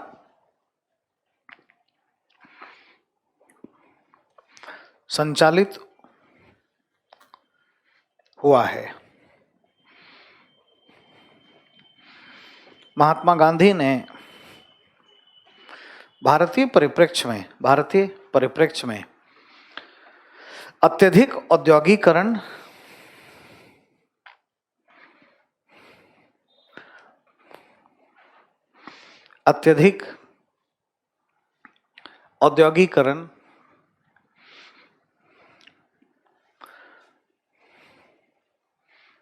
नगरीकरण और तकनीकों के अंधाधुंध प्रयोग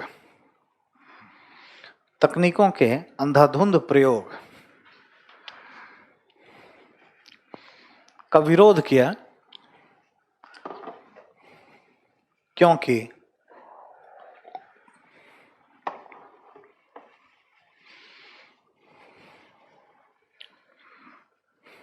क्योंकि यह भारतीय परिप्रेक्ष्य में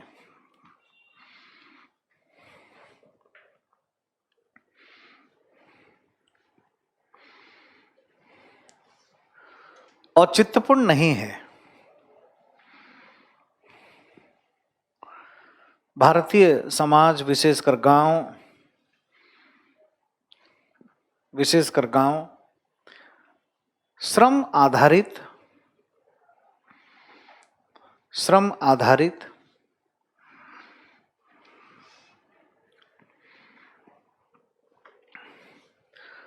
और एक दूसरे से जुड़ी हुई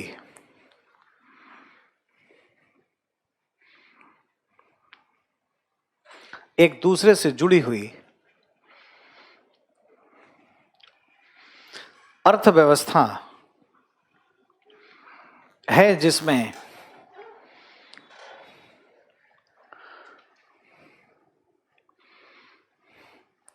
विभिन्न लोगों के बीच सामाजिक आर्थिक कड़ियां जुड़ी हुई हैं।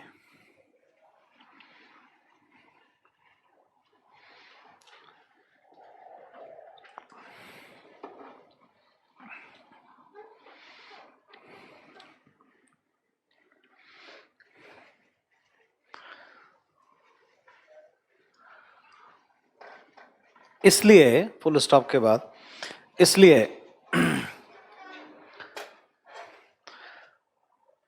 औद्योगिकरण और तकनीकों का अंधानुकरण नहीं होना चाहिए। अंधानुकरण नहीं होना चाहिए।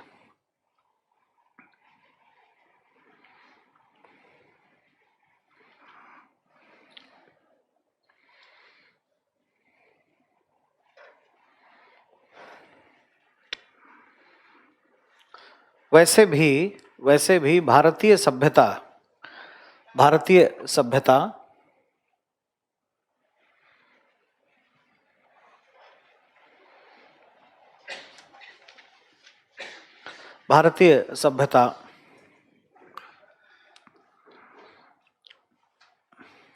भौतिकता पर आधारित नहीं है,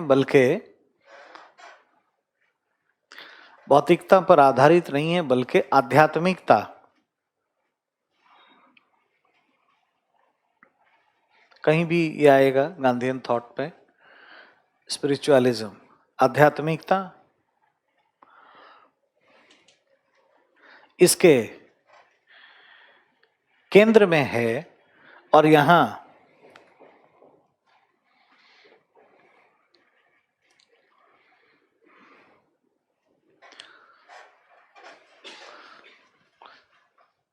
पूंजी के एकत्रण के स्थान पर, मतलब तकनीक और इंडस्ट्री क्यों चाहिए? पैसा के लिए? वो चाहिए ही नहीं हमें। पूंजी के एकत्रण के स्थान पर त्याग, त्याग, दान, अस्तेय एवं अपरिग्रह,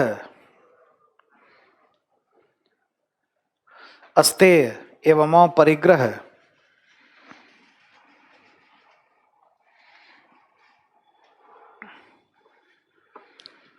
अस्तेय एवं अपरिग्रह पर अधिक बल दिया जाता है।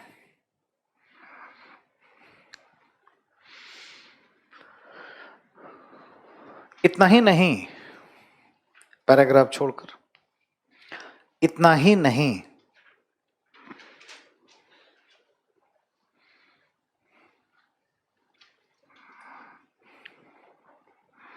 इतना ही नहीं,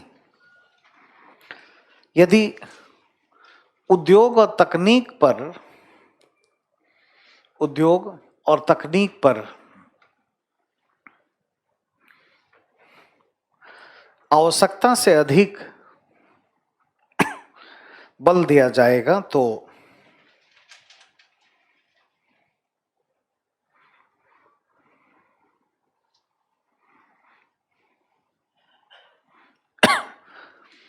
पर्यावरण ऑब्लिक प्रकृति का नुकसान होगा।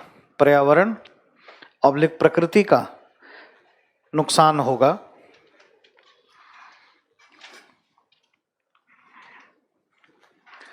लोगों में लालच की भावना बढ़ती जाएगी और लोगों में लालच की भावना बढ़ती जाएगी और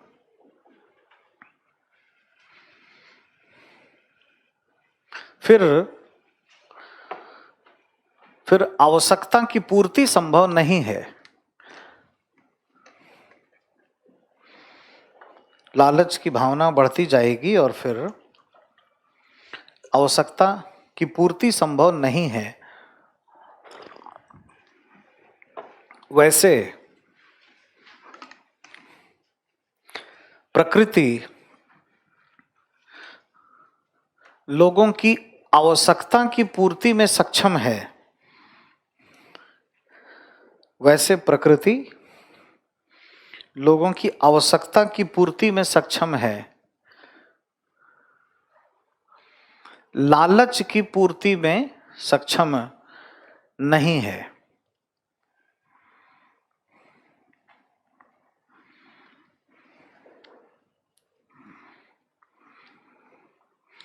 लालच की पूर्ति में सक्षम नहीं है। साथ ही फुल स्टॉप के बाद साथ ही कॉमा, औद्योगिकरण ऑब्लिक नगरीकरण ग्रामीण अर्थव्यवस्था, औद्योगिकरण ऑब्लिक नगरीकरण ग्रामीण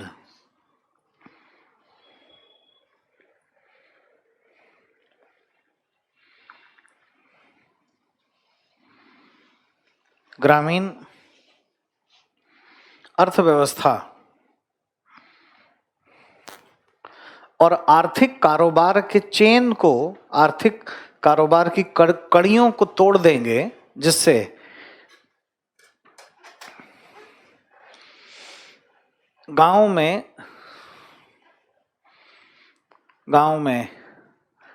गरीबी, बेरोजगारी,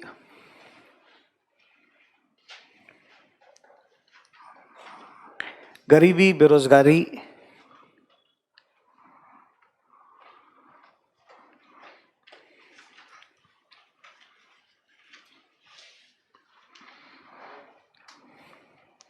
की समस्याएं बढ़ेंगी। जो भारतीय परिप्रेक्ष्य में उचित नहीं है।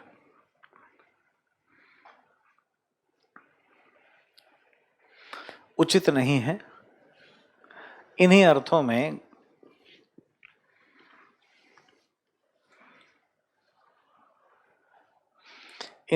में महात्मा गांधी ने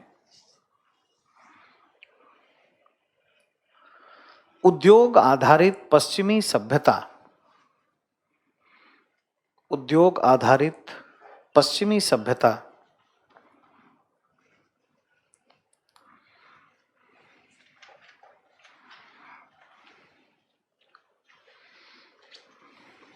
का विरोध किया।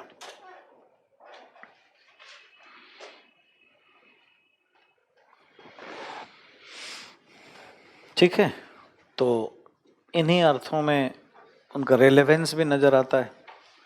जो कहते थे 40s 50s में, अगर ऐसा भारत होता कि गांव ही बहुत अच्छा हो जाता, और अब फाइनली करना वही पड़ेगा, उपाय नहीं। आप आ गए ना, मान लीजिए गांव से शहर में आए, दिल्ली से जल्दी भागो, नहीं तो देखो हेल्थ कैसे बिगड़ता है। और गांव में लोगों को जो सब्जी, भोजन, पानी, ट्रम्प भी देखिए क्या है भैया, 2 चीज चाहिए, हवा और पानी तो अच्छा मिले। दिल्ली में ले लो तो बताओ, इतना बगल में महान नाला गुजर रहा है, बगल में ही है, 2-4-5 साल रहोगे तो कुछ देगा भी ना। गांव में तो ऐसा नहीं होता है। शुद्ध बैगन का सब्जी का टेस्ट आता है, वो यहाँ नहीं मिल पाएगा। यहाँ अच्छा रंगा हुआ खरीदोगे, खाओगे तो लगेगा भूसा टाइप का है, कुछ से कुछ हो जाएगा, सब टिल्टेड होगा, इंजेक्शन किया। दूध पियोगे दूध जैसा लगेगा ही नहीं। तो शहर में सुख कहाँ है। गांव में जमीन हो कभी मत छोड़िए, करकुमीन का प्रोजेक्ट लगवाइए, बिलियनर हो जाएंगे। गांव के लोगों को जाके बोलिए, ठीक है। सरकार 2 मिनट में startup India, stand up India से पैसा देने वाली है। दुनिया भर के इसके लिए स्किल डेवलपमेंट के प्रोग्राम्स चल रहे हैं और तुरंत पैसा मिलता है, ठीक है। और भी 1-2 प्रोजेक्ट मैं बता देता हूं आपको। सॉरी, अरे टेक्नोलॉजी यूज करो ना, उसके लिए जो टेक्नोलॉजी है उसके सर्कमस्टांसेस को करने के लिए। आजकल कोई फार्मिंग का ये थोड़ी है, ग्रीन फार्मिंग भी होता है, और आजकल ढक करके हर्बल फार्मिंग भी की जाती है। जैसे मान लो प्लास्टिक का नेट लगाओगे, 1 एकड़ जमीन में कितना पैसा खर्चा हो जाएगा। दुनिया भर का पैसा बिजनेस में जा रहा है। नाच गाना में गांव वाला कितना खर्चा करता है, शादी होगा ऐसा लगता है शहंशाह हो। इतने लोगों को क्या जरूरत है बुलाने का, इन्वेस्टमेंट बढ़ाओ ना। तो अब तो चेंज हो रहा है ना फार्मिंग का पैटर्न, उसके लिए इसी के लिए तो एजुकेशन का जरूरत है, स्किल का जरूरत है। स्किल डेवलपमेंट का प्रोग्राम में क्या सिखाता है, कारपेंटर को क्या सिखाओगे, रांदा ऐसे चलाते हैं, उसको तो पता है कौन सा ब्लेड लगाओगे तो कैसा वाला होगा। आज के लोगों का स्टाइल क्या है, एक रिक्शा वाला है मान लो, उसको स्किल डेवलपमेंट में क्या सिखाओगे, पैडल कैसे मारते हैं, नहीं। वो अपने रिक्शा में मार भोजपुरी गाना रखा है ना, दुनिया भर का झालर और कितना हीरोइनों का फोटो। अब कोई सभ्य आदमी डर के मारे नहीं बैठता है कि कौन सा गाना बजा देगा, क्या पता फैमिली के साथ ठीक लगेगा कि नहीं। तो उसको क्या सिखाया जाता है, लायक के आगे ना जो लगाया ना हटवाया जाता है, और बोला जाता है कि रिक्शा को देखो साफ रखो, ये झालर वालर काटो, और क्या करो, एक वाईफाई का लगाओ, लिखो वाईफाई रिक्शा, ठीक है। ये सब चीज को हटाओ, बैटरी वाला रिक्शा रखो सीधा। और जिसमें वीआईपी के भी बच्चे बैठना चाहते हैं, बहुत लैम्बोर्गिनी वाले हैं, उनको रिक्शा में बैठने का मन करता है। कोई फॉरेनर होगा, उसका डाटा, फॉरेनर के लिए डाटा का कितना महत्व है, वो देखेगा फ्री वाईफाई, और कोई बाहर से है तो अपना व्हाट्सएप यूज करके कॉल वॉल कर सकता है। ये लगाओ, कपड़ा ऐसा पहनो जो देखने में बहुत दीवान साहब का ड्रेस पहन के जरूरत नहीं है, साफ रखो, क्लीन सेव रहो, बिहेव अच्छा करो, है ना। नहीं तो बगल से गए तो इतना पसीना महकाते हुए कि कल कोई बैठेगा ही नहीं। तो क्या होगा, अब मान लो कोई लैम्बोर्गिनी और BMW वाला भी बैठा है, तो मान लो यहाँ से उसको वहां जाना है, कितना पैसा देगा, 500 रुपए देके चला जाएगा। Just keep the change. कमाई ऐसे बढ़ता है, स्किल से कमाई आता है, समझे। तो इंटेलिजेंट लेबर करना पड़ेगा, यही सब सिखाया जाता है ना। अब बाहर देखो, एक कोई दाढ़ी बना रहा होगा, बिल्लू बार्बर, जाओगे बोरोलिन के जगह पे कौन कौन सा लीन लगा देगा, कुछ पता ही नहीं। उसको भी स्किल का दे दो कि देखो हाइजीन का, हाथ में ग्लव्स पहनो, बहुत महंगा आता है क्या, सोने चांदी का है, ग्लव्स पहनो, हाइजीन का ध्यान रखो। कोई ऐसा वीआईपी भी हो सकता है बगल में मर्सिडीज खड़ा करके करवा ले, और वो फिर 10-20 रुपया नहीं देगा। उसके समय के लिए जरूर किसी पार्टी में जाना होगा, कोई काम होगा, तो 100-200 नहीं देगा, वो 1000 रुपये 2000 दे के नहीं मांगेगा चेंज। यही उसके लिए बहुत समय बचा दिया है। स्किल से पैसा कमाया जाता है रादर देन की मेहनत से। तो ये सब चीज, यही तो बात है, यही तो चेन से चेन जोड़ने वाली बात है। तो ये काम करना है। तो लोगों को आइडिया दे दीजिए, जाके गांव में क्या आइडिया दीजिए। लड़के सब बैठे रहते हैं, बोलो कि देखो लैंड है इतना, मान लो कि जमीन है, 4-5 लोगों का इसमें हो गया, 4 दोस्त जिनका इधर इधर इधर खेत है, एक कर लिया। खेत में थोड़ा सा कटवाओ, पानी डालो इसमें, इसको बना दो पॉन्ड, और क्या करो इसमें मछली का ब्रीडिंग करो, फिश पानी में। फिश कौन सा, खाने वाला नहीं, जो लोग खाते हैं, रोहू कतरा हिल्सा, इसमें हिल्सा मछली डालो। हिल्सा कमाई के लिए बोल रहा हूं मैं, खाने जीने के लिए नहीं, ऐसे तो अच्छा होता है। और हिल्सा मछली के बारे में जितने 5 स्टार हैं होटल्स, उनको फोटो खींच करके बताओ कि हम एकदम बहुत अच्छा से ब्रीडिंग करते हैं यहाँ पे, आप ले जाइए। हेलीकॉप्टर आके ले जाएगा, यहीं पे आके बना देगा ताज वाला हेलीपैड। इतना डिमांड है और नहीं मिलता है, बढ़िया, समझ गए। यहाँ पे एक बगल में इसके ऊपर नेट लगा दो, यहाँ पे एक डालो, एक यहाँ डालो, एक यहाँ और एक यहाँ, थोड़ा सा ऊपर करो जमीन से, इसके ऊपर नेट बांध दो। ऐसे नेट बांध के मुर्गी पालन ऊपर कर दो, नीचे मछली ऊपर मुर्गी, ठीक है। मुर्गी को दाना डालो, हैं, मुर्गी खा के बिट करेगी, मछलियों के लिए सबसे अच्छा हो गया।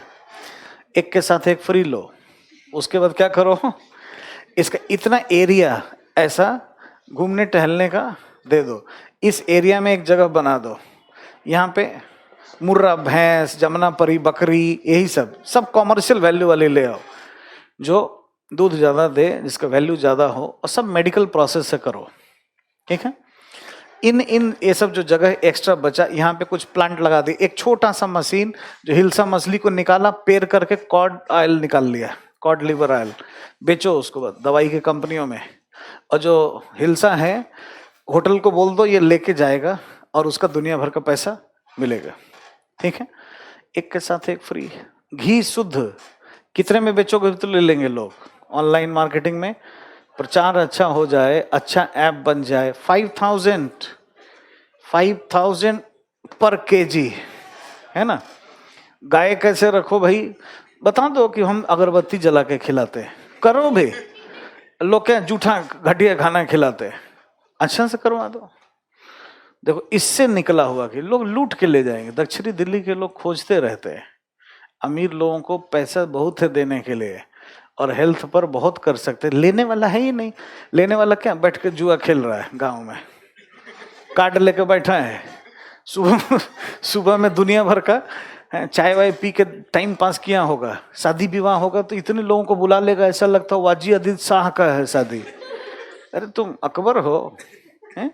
थोड़ा कमी में चाय पे ही शादी करो ना भाई। इन्वेस्टमेंट बढ़ाओ, स्किल बढ़ा लो, और तब देखो पैसा कैसे आता है, ठीक है। तो हल्दी का हल्दी का प्रोजेक्ट, ठीक है, ठीक है। इसमें क्या किया है देखो, एक से एक कनेक्शन है। और आजकल ऐसे प्रोजेक्ट्स के लिए ना गवर्नमेंट बैठी रहती है, कोई लेके जाए स्टार्टअप इंडिया से, आसानी से फंड्स मिलते हैं।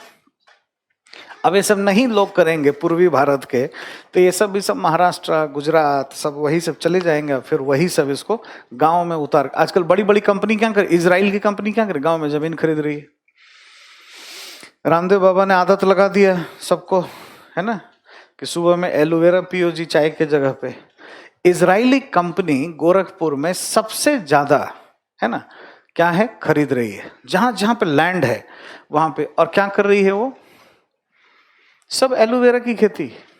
एलोवेरा उसको पैदा करना है, किसने उसको बताया करने के लिए, इतनी ज्यादा। एक और मैं बताता हूँ कंपनी, फॉरएवर नाम सुने हो, 700-800 रुपये से ऊपर का ही क्रीम मिलता होगा, इससे सस्ता कुछ नहीं मिलता है। अगर असली वाला देखे हो तो मतलब उसकी क्रीम या बाकी चीजें 3,000 5,000, आर्टिस्ट्री फॉरएवर, ऐसा यूएस का बहुत बड़ा ब्रांड है ना। अब इन सबको जो है फाइट जो है पतंजलि की तरफ से शुरू है। अब ये सब क्या है, यही सब खरीद करके वो सारे हर्बल प्रोडक्ट्स बनाते हैं, ठीक है। तो रामदेव जी का जो घी है वो कितने का है, 2,000 करोड़ टर्नओवर है, 3,000 टर्नओवर से ज्यादा एलोवेरा का है। किसको पैसा जाता है? अब ये नहीं कि पार्टी से जोड़ मत देना कि हाँ इसीलिए उनको मिल रहा है, कुछ कल्याण में। तो गिलोय कितना लोग पी रहे हैं, पहले पीते थे, अभी एयरक्राफ्ट में आने वाला है, उस एयरक्राफ्ट में चाय कॉफी नहीं मिलेगा, गिलोय दिया जाएगा, एलोवेरा दिया जाएगा। अब सोचो कंपैरेटिवली चीजें। अब देखिए वो प्रो विलेज प्रोडक्ट्स ही तो हैं। अब सोचो हिंदुस्तान यूनिलीवर लिमिटेड नाम है, हिंदुस्तान है ब्रिटेन की कंपनी, उसको बीट करने वाला कौन है? पतंजलि। लोगों के घर घर में घुसा हुआ था, निकाल के मार फेंक दिया। डाबर डूबर ये सब जो भी जानते हो, कितना 600-800 करोड़ वाला टर्नओवर सब वास आउट हो गया। एक एक प्रोडक्ट पतंजलि का 2-3 हजार करोड़ का है, 2-3 हजार करोड़ का। लोग अब जैसे लेते हैं कच्ची घानी का तेल, लिखा रहता है शुद्ध सरसों तेल, क्या पीते हो? Palm oil. अब आप ये मत समझना पतंजलि का मैं एजेंट हूँ, मार्केटिंग एजेंट। जितनी ये सब कंपनी है, अडानी की कंपनी है, चाइनीज कंपनी के साथ मिल करके कहाँ से पाम ऑयल खरीदती है? मलेशिया से। कोलकाता डॉक पे लाती है, बिहार और इन सब में, गुजरात तक इसके प्लांट हैं, वहां से उसे ग्लिसरीन साबुन, और जो ज्यादा पीला दिखे वो तो कभी मत लेना, जहर है, कैंसर है वो, उसमें कुछ है ही नहीं, वो बस लिखा हुआ है कच्ची घानी का तेल। स्टार लगा के पढ़ोगे तब पता लगेगा क्या है और इसे क्या होता है, किस तरीके से प्रोसेस्ड है किया हुआ। लेकिन भारत के लोग खा रहे हैं, भारत के लोग हाँ सरसों का खुशबू है, पीला है, बहुत अच्छा है, देखने में अच्छा पैकेजिंग है। पतंजलि के लो है ना, वो कम से कम वो उससे नहीं बनाया है, पाम ऑयल से नहीं बनाया है, उसमें भी खराब है एकदम। अच्छा तो देखो फिर ये विलेज प्रोडक्ट्स लेना होगा, है होती है वो आपके माइंड में है, मैं जो बोल रहा हूँ आप अभी भी नहीं समझ रहे हो। पीली सरसों से भी पीली पाम ऑयल वाली दिखती है। अच्छा ये डोमेस्टिक, हाँ वो पता चल जाता है, हाँ ये फिर है। लेकिन वो आप फिर लेते ही क्यों हैं? जितनी चाइनीज कंपनियां इंडिया में बेच रही हैं ना, वो कच्चे घानी लिख करके वो सब झूठा है, सब मलेशिया का पाम ऑयल है।